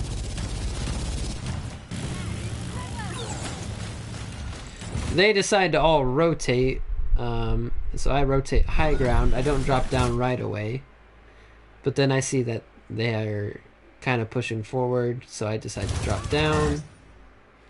As soon as I see this Zenyatta ultimate, I know that means they're pushing in, so I need to be on the ground helping.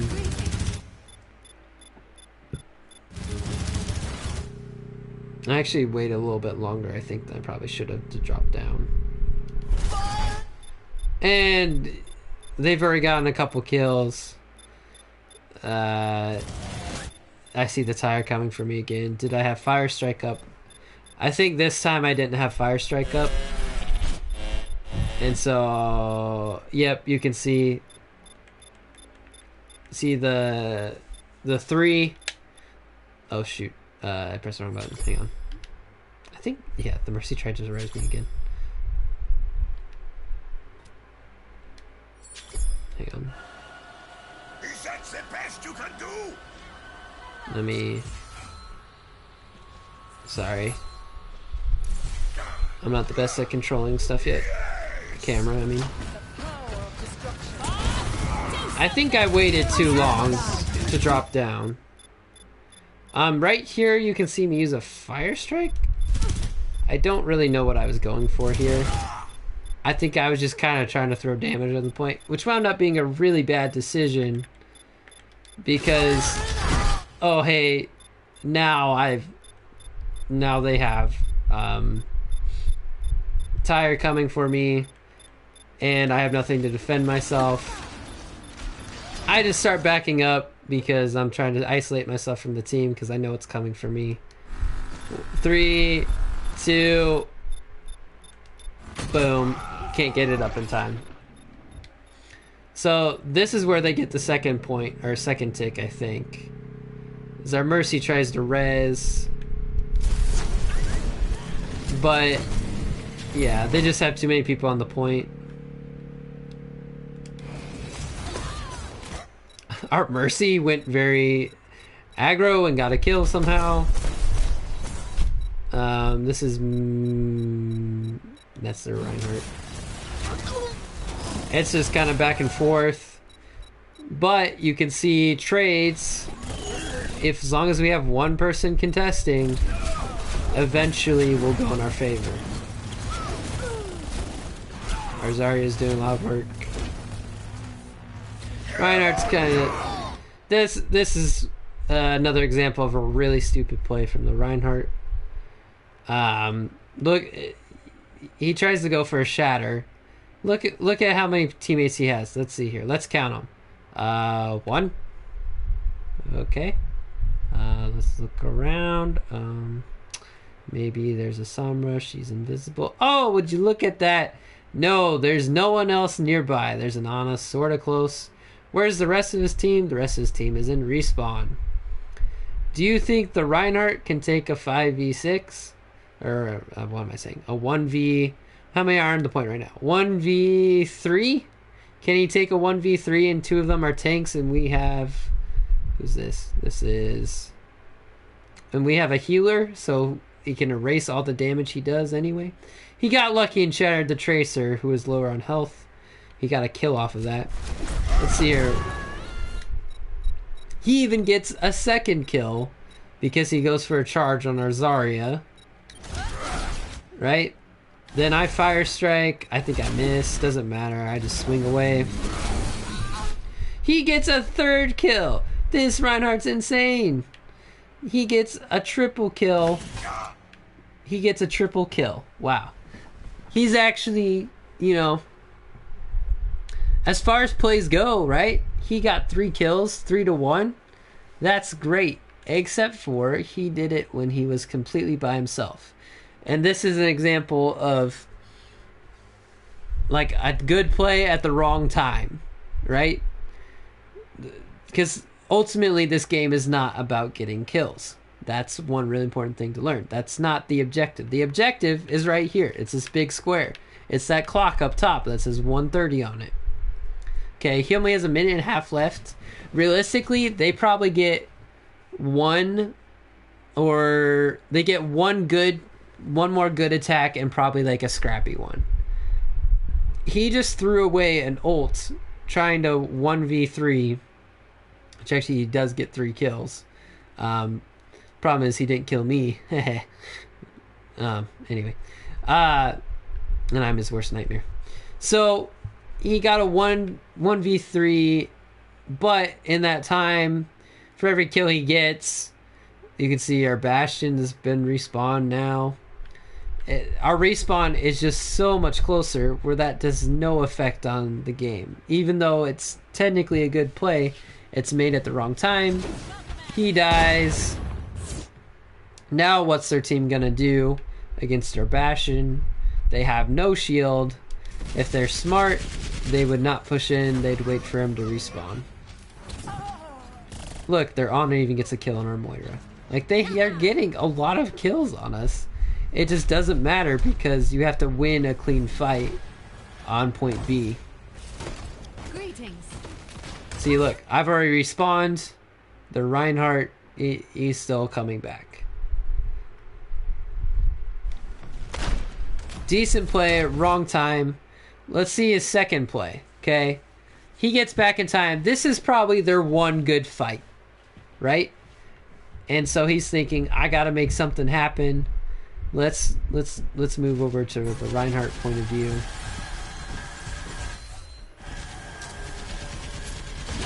Okay. He's like, well, screw it, let's go for a charge. You know, why not? Okay, let's look at what he's charging into. Looks like, oh, hey, would you look at that? He's got me, the Reinhardt. He's got, maybe he gets this Mercy who's flying up to me, which he had no idea was there, but maybe he gets lucky and pins her. So I'm being healed. Oh, look, our second healer's right here. Maybe he's lucky he gets hurt. Oh, look, our Bastion's right here who does like 200 damage a second or something like that. Something absurd. Probably like 300 damage a second. Okay. Maybe he gets lucky. Like I said, maybe he gets lucky and our Moira jumps in front of me. She gets hit. He flies off, hits this wall, drops down below, and now look, he got a kill, but the rest of us are all up there. He's going to die instantly. But the reason this whole play, like I said, is garbage for so many reasons. Like I said, maybe he gets a trade. You've already seen the respawn advantage, though. Won't matter. Like I said, trade won't matter. Let's say he charges me, which, in all likelihood, let's look at where his hitbox most likely to land. All right, let's follow this. All right, I'm charging. Huh, probably the big giant dude who has a huge hitbox. He's probably going to charge me, right? If he hits me, I still survive because it doesn't do enough damage. Maybe he gets a kill, more likely. I probably get healed up and he dies.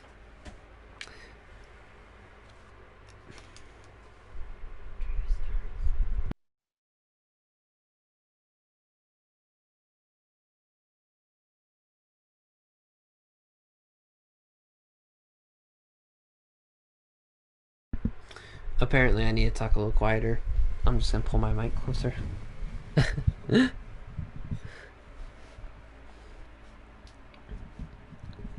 Because my brother's going to sleep because he's detasking. This is way longer than an hour. I'm talking way more than I thought I would, but anyway. This is what happens when you have a little less planning. And you have crazy matches. So realistically, he hits me, probably doesn't get the kill. Let's look at another option. How about our Bastion, who does, like I said, a quadrillion damage a second. The time it takes him to charge into me, our Bastion could probably kill him. Let's see what actually happens. Okay. Okay, he did get bubbled. So the Zarya came and peeled for him. So she's trying to save him. So this bubble gives him like temporary shields. So maybe a little less. But here's the thing. I'm Reinhardt. He's Reinhardt. He has a charge ability.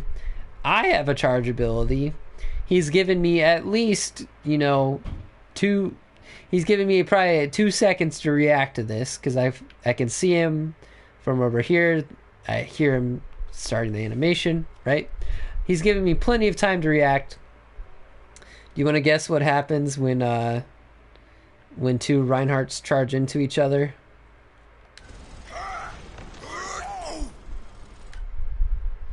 They collide, and they both fall backward. Now look, okay, his bubbles ran out. Our Bastion, he's even being killed. They're cranking out heals into him. It doesn't matter. He's dead. He actually almost got lucky and charged the Mercy. Like I said. So I knew that the whole time, though. Like, one, it was a bad decision. Because even if he gets the kill, it doesn't matter, I don't think. But more than anything, if he even gets to me, which he managed because of the Zarya and a lot of pocketing. But even with all that, I know the whole time, as soon as, probably by the time he was right here, I knew that, like, as soon as he started the charge animation, right here, by the time he got to here, I knew I needed to charge. I actually waited to charge. I didn't meet him halfway. I waited till the last second to charge him, so that way he'd be further separated from his team. So I could have probably met him right here. I bet I could have met him right here. But then I'm closer to his team, and I'm further away from my own. So I waited to charge him. Now the funny thing is, though, I think we still lose this fight. I'm trying to remember why. Or is it the next fight that we lose?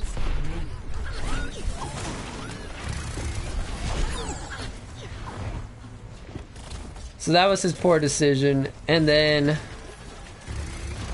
let's see what they have to work with. Okay.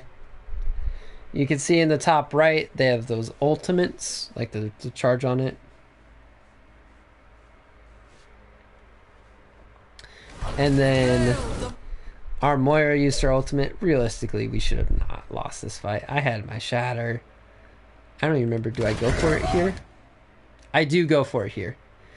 I got booped by the Junkrat. So, which actually I think worked out because it delayed the Zarya bubble, who probably would have blocked me. I only get the Zarya. They even get a grab off. Like, there's no way we should lose this fight. So I want to see why we lose the fight. Okay, we get 1 kill, 2 kills, 3 kills. And then I go for the charge because I know the rest of their team is dead. Okay, this isn't the fight that we lose. I was going to say, there's no way we lose this. I go for the charge. I know I'm being killed. I know the rest of his team is dead. Why not? You know? So let's look at the final push. Why do we lose this map still? Because they've gotten 2 ticks, right? So they only need 1. But this is like desperation. Like, I'm not even sure if they can touch the point. Okay, they will be able to touch the point. So this Reinhardt guy is just full of dumb luck, so all his dumb plays end up working out, or almost working out, way better than they should. I wouldn't say he's full of dumb luck. I think he... I don't know how to describe it. He got away with a lot earlier, but whenever I was close enough, he was really easy to punish. So, like, he got away with that shatter because I was the absolute last thing I was expecting, because there's no reason to do it there. Even if he gets all 3 of us, he's by himself, right? So I didn't have my shit up to block him. I was chasing him. So that earlier clutch play, quote unquote clutch play, wasn't dumb luck. It was just dumb, because even if he gets all 3 of us, our respawn is way better. So it doesn't even matter. The charge he hopes for, and he doesn't quite get it. So I really want to see how we lose this fight. I know I messed up for a couple different reasons, but I want to see if there's some other reason that I could have played better. So I'm still waiting up here to match them. they have a lot of ultimates and we don't.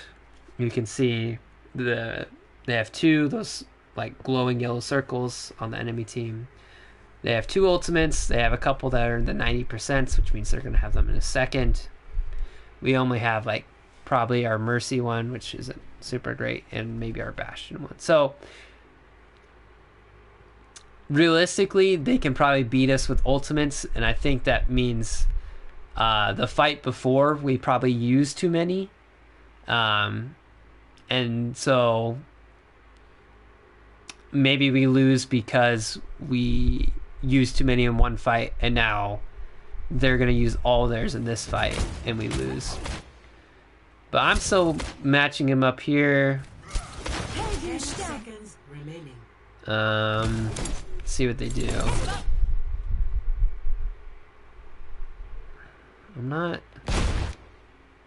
I'm still matching him. I know I'm getting killed. Okay. Let's see where that was. So our Tracer does not have very much health at all. She was trying to get a pick over on these squishies. She's trying to 1v3. So we're down 1. Okay. Now, this is... I don't know if I'd call this super smart or not, but this is interesting. Because they have 3 characters who rotated to the point, and the rest of us are all up top. And this is why I know we screwed up. So I blocked this shatter because it's stupid. But now look, they have 1 character on the point. Oh no, see, this is really bad situational awareness for me. Because I'm determined to hold this high ground, but look, we have 1, 2, 3, 4. We have 4. Wait, hang on, did I even count right? 1, 2, 3, 4, 5. We have 5 characters on the point. Or not on the point. We have 5 characters on the high ground. No one on the point. Look how many characters they're about to have on the point. 1, 2, 3, 4. So I'm up here fighting this 2v5, which we win. But that's, again, getting kills is not the point of the game. The point of the game is the objective. They have 1 character on, 2 characters on, 3 characters on. They even get our Bastion because he's asleep. By the time I realize this, our Zarya realizes it before I do. She jumps down. And she's barely able to touch, right? She can contest it just in time. But now look at this. I'm like, oh, I need to drop down too. And then there's Zarya. Has a really good play. She uses her ultimate, which is kind of like, you saw it earlier. It's kind of like a big, like circle type thing. It's called Graviton Surge. Anyway, basically, it like creates this kind of like a mini black hole where it like sucks you into the middle. So by the time I realize I need to jump down, she grabs me. Look at this, pulls me back. I can't jump down in time. So now I'm by myself. Actually, not totally. I'm by myself with the Mercy. They are fighting a 4v2 down below. I'm stuck up here. I'm at half HP fighting 2v2, but our Mercy's just healing. I'm trying to block damage too and stuff like. So I rotate to try and block from him. And our Zarya actually gets a kill, which is super big because our healer's coming. So they're down 1 right now, right? That's big. We're fighting a 5v5. Remember, trades favor us. He keeps swinging. Oh, we lose our Zarya.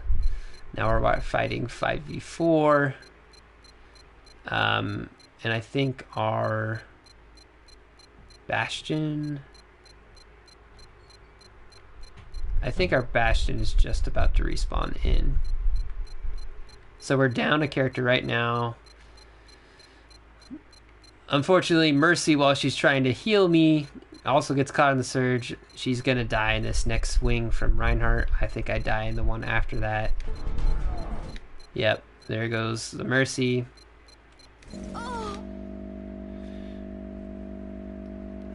Next swing will get me. And look right here. Our Moira's gonna kill their Zenyatta too. Look at that. Let's look at where we're fighting right now. We have a 1v1 I'm about to lose. They have 1, 2, 3, 4 characters on the point. So they only have 4 characters left. Respawn favors us.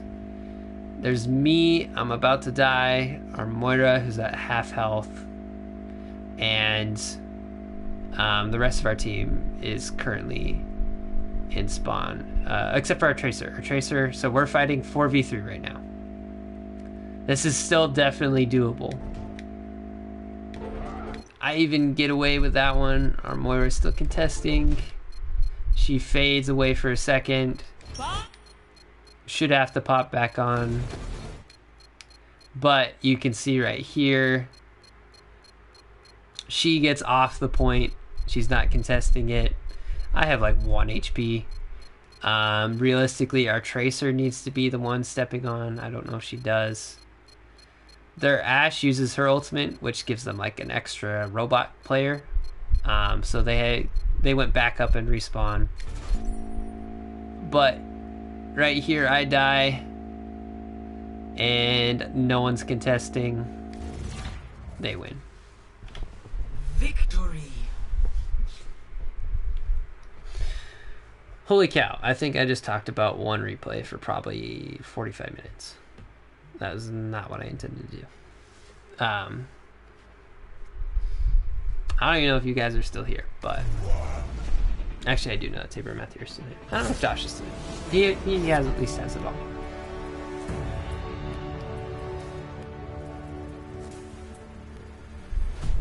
So, that's all that... Whew. Oh, Josh is still here. Wow. Josh, did you listen to all that too? Wow, that's crazy.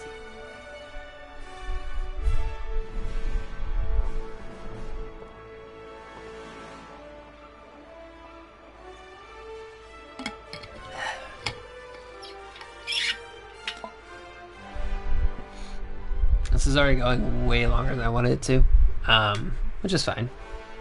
That was fun. Good. I hope it is making sense. Alright, so you know what? I'll take that. But yeah, I'll probably play one more map. I think if I get lucky, it would be a hybrid map, because I've already done a payload map, a control map, and an assault map. Which hybrid map is just a control map and a payload map combined. So basically, rather than having 2 checkpoints for a payload, you have 1 capture point, so like a point A, and then a payload after that. So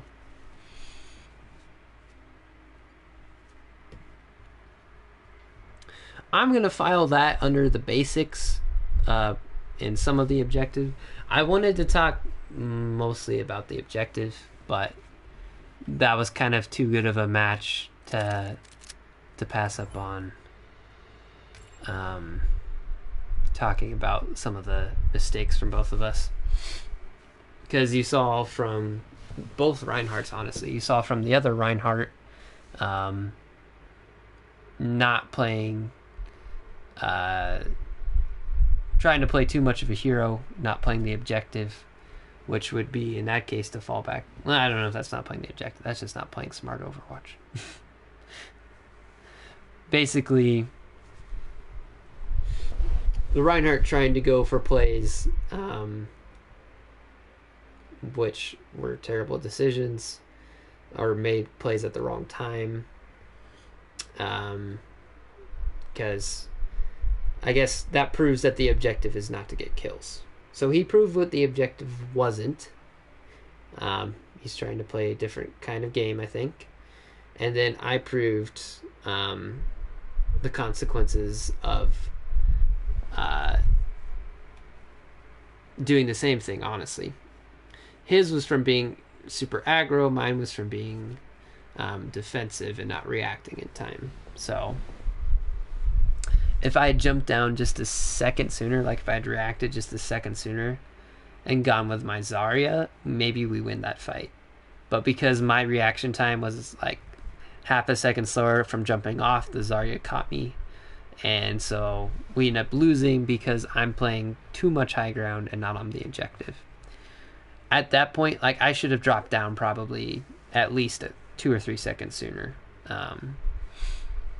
My problem was I thought that they were all coming high ground. And I just didn't rotate right. So good mix of everything there from different things. Is there a mode where the goal is to get kills? Yes. It is called Deathmatch. Yep. It's just 8 players. You pick your hero, and first 1 to 20 kills wins.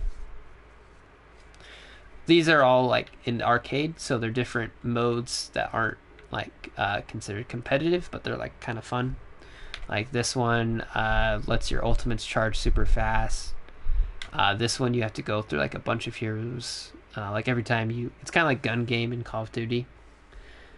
Is there team deathmatch? Yep, right there. Team deathmatch. Which I haven't ever really played. That might be fun. I should maybe try that out sometime. Different things, mystery heroes, 6v6 elimination. Lots of fun stuff. I pretty much, well, I shouldn't say exclusively. I've probably about 90% of the time. Probably more than that. Probably 95% of the time, I play competitive. But every now and then I play quick play or arcade. I'm gonna play one more round as a tank because I'm hoping we get a hybrid map. But then I'm probably gonna call it good because, like I said, I went an hour longer than I thought I would trying to explain stuff. But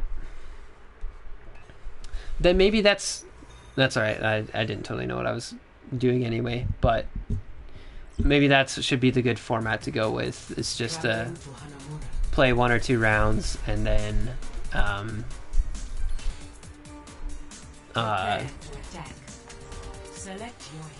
play 1 or 2 rounds and then replay it and talk through what happened and stuff. Maybe that's the way to go. This is another assault map, another 2 CP map. So with this composition, I'm gonna run actually Orisa. I mean, it's quick play. I could probably still run Reinhardt if I wanted to. You're welcome. I'll let you pick. Do you want me to run Orisa or Reinhardt? Attack commences in 30 seconds. It is not my preference to see another person. So again, because we're the attacking team on point A, getting kills favors us. Because their respawn is longer away. New guy? Alright, this is Orisa. They have a Hanzo. He shot an arrow at our door. He's shooting me. I'm gonna pull this Genji off the high ground. I missed.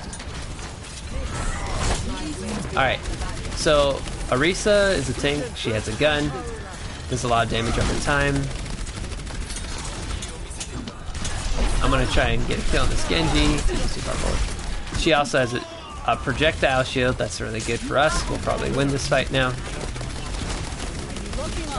I'm focusing on his shield.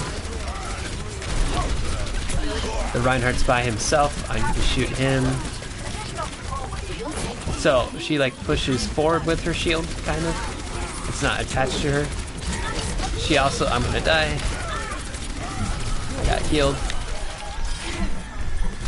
Need to kill their Reinhardt. Alright.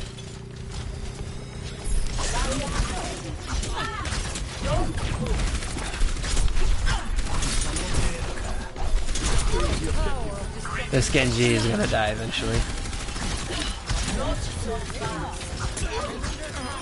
He can kind of dance around for a while, but he's gonna lose. Anyway, she has a gun. This shield with less health. We need to go top right. This, which like halves damage for like a few seconds. And this ability, which is called Holt, which is super good because you remember that Graviton Surge that Zarya used earlier. It's kind of like a mini one of those. Their Genji just ulted, he might kill us all. Nope. We're gonna get him. I'm going to die if this fire strike hits me. Yep. I had exactly 100 health, which is how much damage a fire strike does. I must rejoin my team. Alright. So they have respawn advantage now, because it's point B. Either way, we need to take top right. And we don't fight this one, because we're down one guy already. Unless we get, like, some really good kills. Hey, it's Soldier. You saw him earlier. I'm going to try and hold right here. Check in the corner. This guy's almost gonna die. I'm gonna push in with my ultimate. I'm getting shot. Probably gonna die. I'm gonna try and drop down. He got the health. Yeah, I'm dead. We might actually still win this fight though. And because it's close, I'm gonna come back as a Wrecking Ball. So we have respawn. They're gonna come back in. So I used a character that isn't as good for this map. I mean, he's good, but like, he doesn't work as well as the comp. He's just much more faster.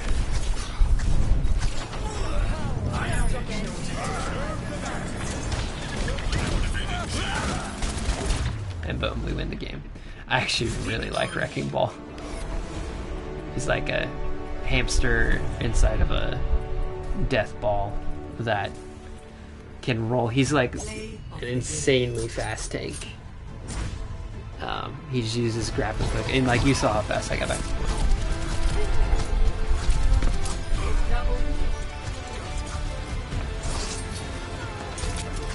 There you go, though. It's basically Droidica.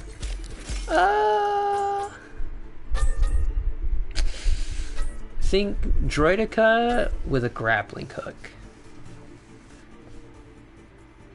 That if you use the grappling hook and get enough speed, you can knock people around. So basically like Ultra Droidica.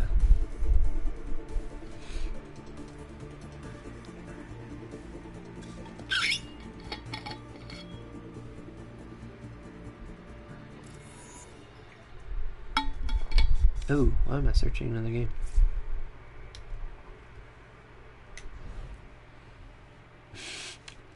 Tabor, I think you really like a lot of these characters.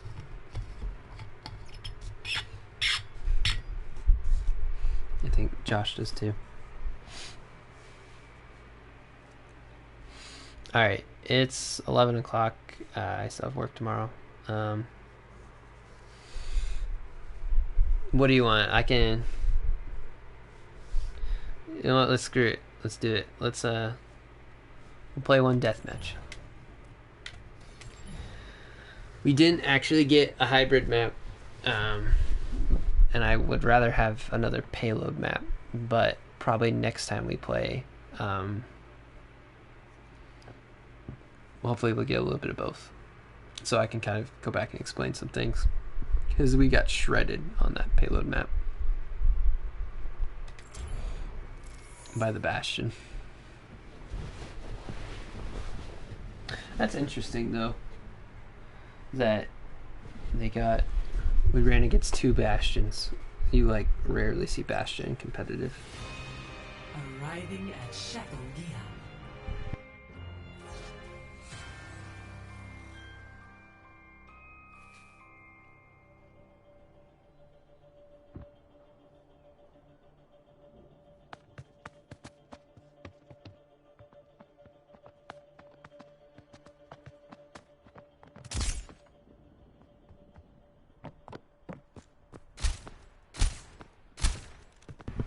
So, okay. Prepare for battle. We're actually getting ready to start now. Select your hero. Who do you guys want to see? Tank, damage, or support? Or just... I'll just flip through them, you know? Tell me when to stop. 3, 2, Damage? Alright. We're gonna be Tracer.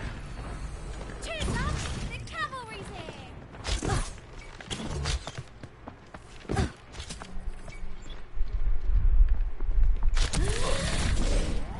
Ever get that feeling of deja vu?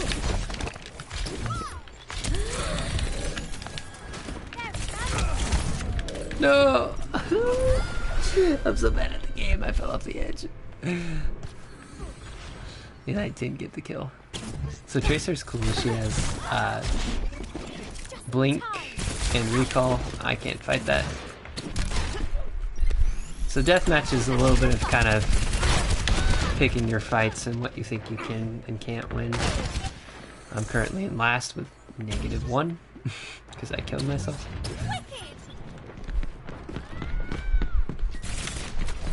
Soldiers, probably a fight I win. I shouldn't have recalled.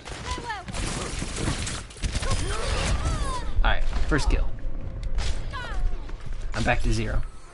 And she's back in the game. I'll stay long enough for like each character's ultimate. Doing a little bit of janitorial work there with the cleanup. Let's try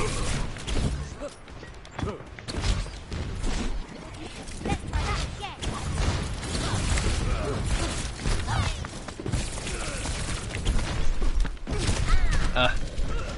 Alright, I'm close to a pulse bomb, and that'll show you a different character. I'm back. Still that breaks kill. Ever get that feeling of deja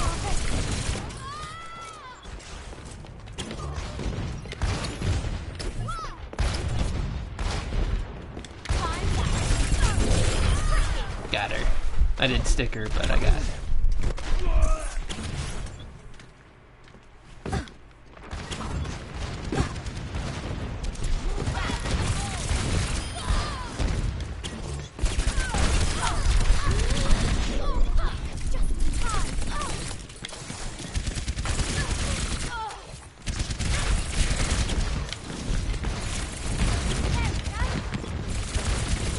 Ah, fair still make it. So Tracer, if you're good, is very hard to hit. I say that instantly get hit. Oh, and then instantly get hit. Stop it. Okay, we'll switch characters now.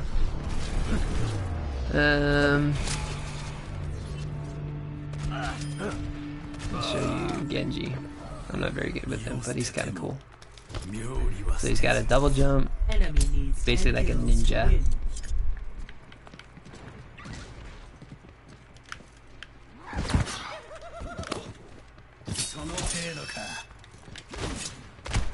There's a reflect, or deflect rather.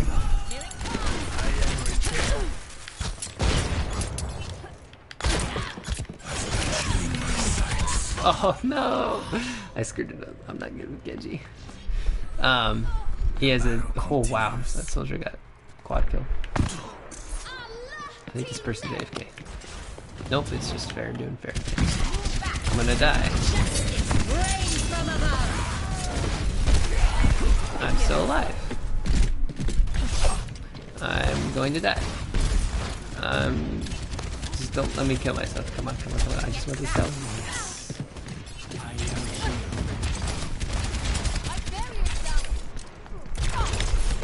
Alright, somehow I didn't die. Ideally, I can get this soldier. So you just, you know, throw some shurikens at people.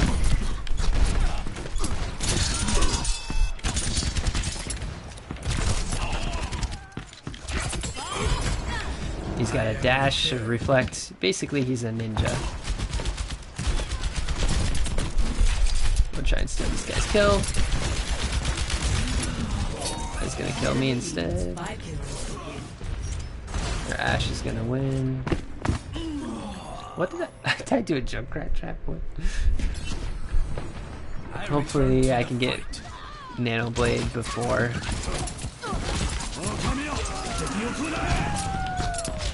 Oh no! So their Hanzo can one-shot with a headshot. And it's kind of stupid, but...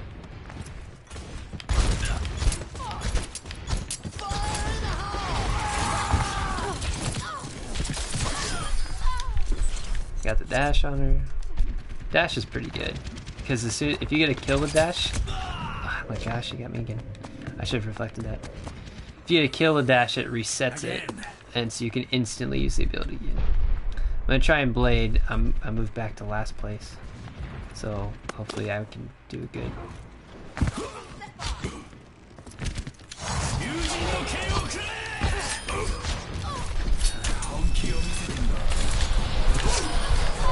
Got two. Pulled out the ninja sword. Master aimer. Oh. I didn't actually mean to do that, but it worked out. Alright, new hero. Ready for show you how insane my aim is with Widowmaker.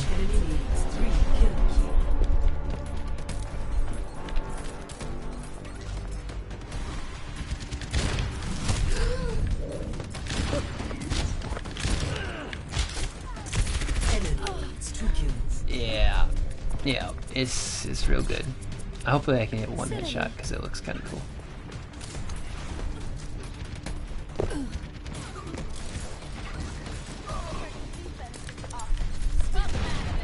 Oh, Hanzo, come back. Justice reigns from above. I can hear people are really close.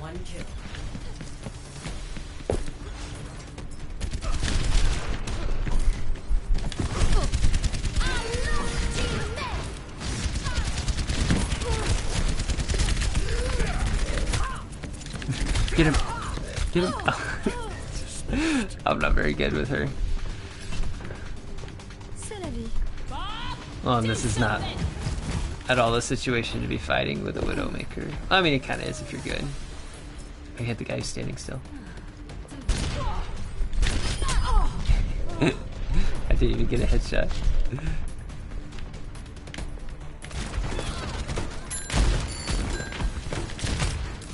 Body shot.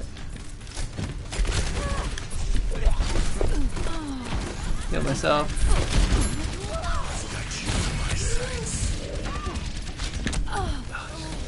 Alright. There it is. Game over. I didn't get top 4. Got second to last. Ash is kind of like Widowmaker light. So she has way more consistent damage. But can't take quite the same range battle, and she can't one-shot anybody other than a tracer.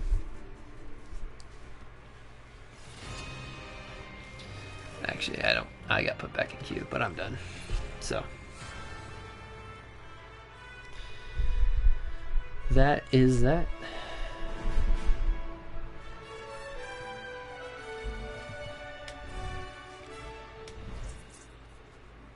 gonna have to retitle this episode into like, for one, remove the 1 hour stream because it's almost 3 hours.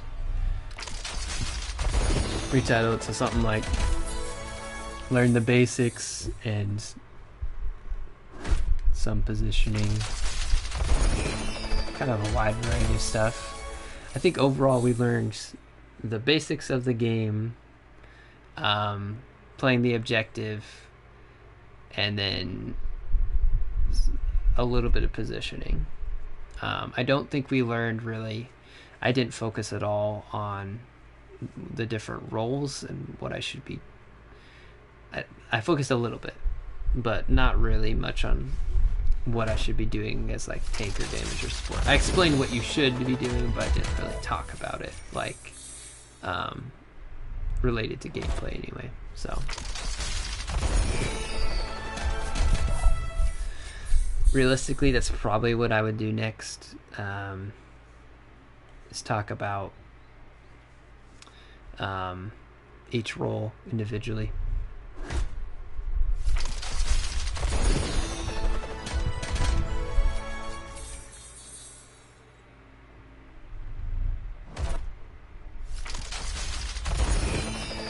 Yep, I'm just sitting here opening loot boxes. Because why not? Wow. Yeah, kind of garbage. Plus I already have a lot of stuff unlocked, so I'm basically just getting money. In-game currency, I mean. That is that. Today we learned about the basics, understanding what our abilities and health and ultimate. We didn't focus on them, but we gave you a broad overview. Then we learned about playing the objective on multiple different types of maps and learning when to fall back, when to push forward, understanding that, you know, sometimes you can give up ground and still win, you know. Understanding basically that the game is constantly evolving, so you have to change with it. And yep, objective, positioning, smart plays, bad plays, basics. There you go. Next time, probably talk about tank role. Probably go through each role. Is this the title? Because it sounds like a good one. That's what I'm trying to work out in my own head. I'm going to go back and watch this clip and be like, here's the title. And it's like a sentence long because we talked about so many different things.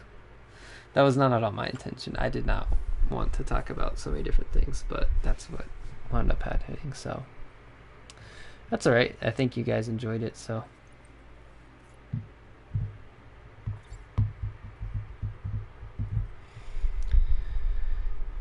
Next time on Overwatch, we probably talk about tank. Next stream is going to be Saturday. If you guys are available, we're going to play some Jackbox. Probably, I'll look into it, what we'll do. Maybe a little bit of all of them, but probably mostly Quiplash or the Murder Party one.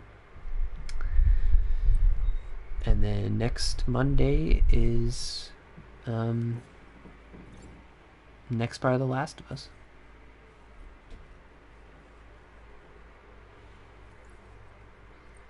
And then we're back to more Overwatch. July's got a lot of streaming, man. It's wild.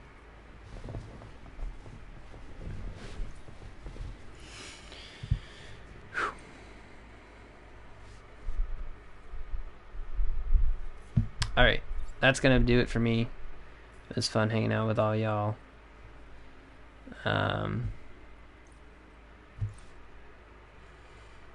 Yeah.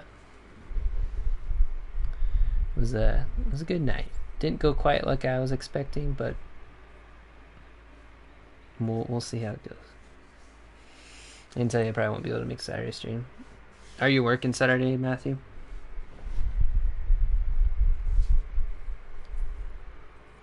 because that is totally cool. I think I had it scheduled for the evening still.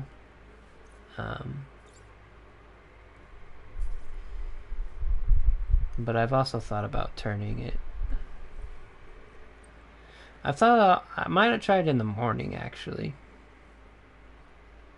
Like around, I don't know, like 10:30 to 12 or something.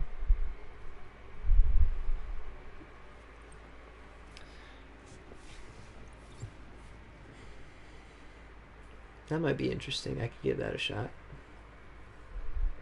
Tabor, are you working Saturday too? I'm guessing you are.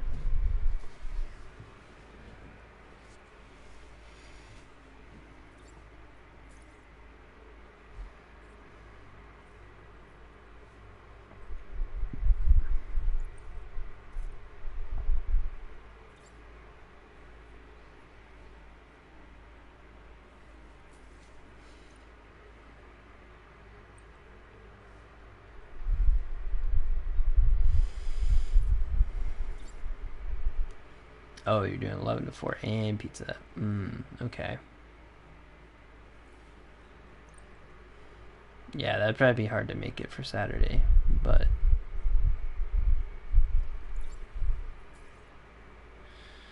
maybe if I started soon enough, you could catch a little bit of it, but don't worry about it. I'll let you know if it's within that. So I can maybe do it if you do it in the evening. Okay.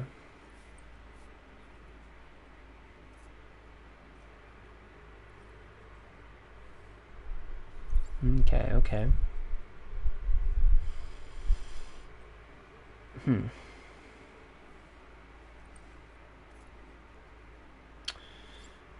Well, I'll probably tell other people about it.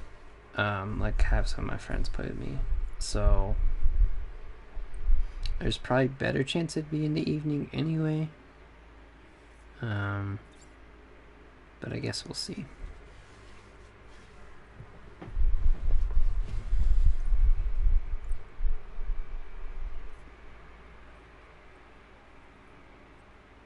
Shouldn't take that too long. I see.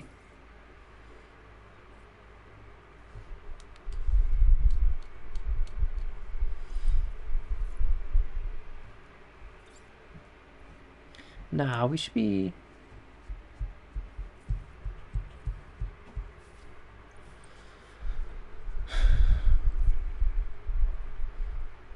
I think I had it scheduled 7 to 9.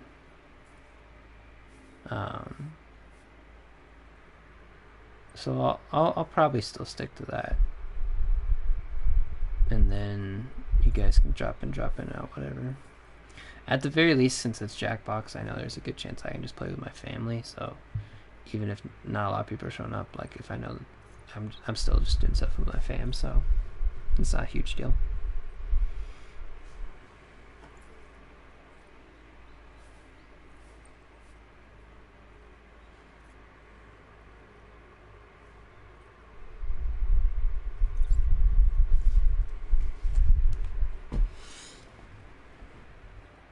Matthew, how's are you back to full speed, full throttle, whatever you want to call it?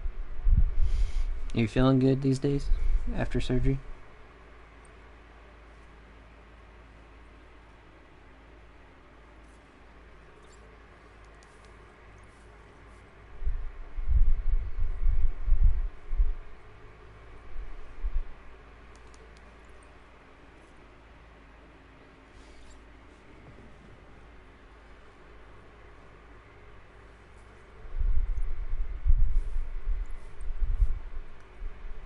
Yeah, realistically, you'd probably make it for some of it.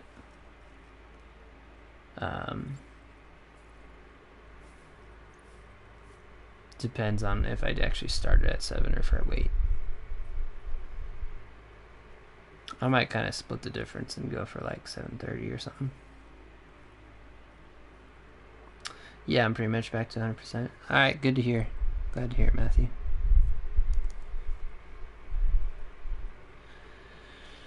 Alright, it's getting late for me.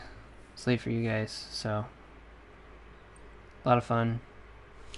Josh, I don't know if you're I know you just popping in and out, but if you're here, glad to see ya, or talk with you, whatever you want to call it. And yeah, I'll catch you guys whenever next time, maybe sometime. I don't know. Catch you guys sometime.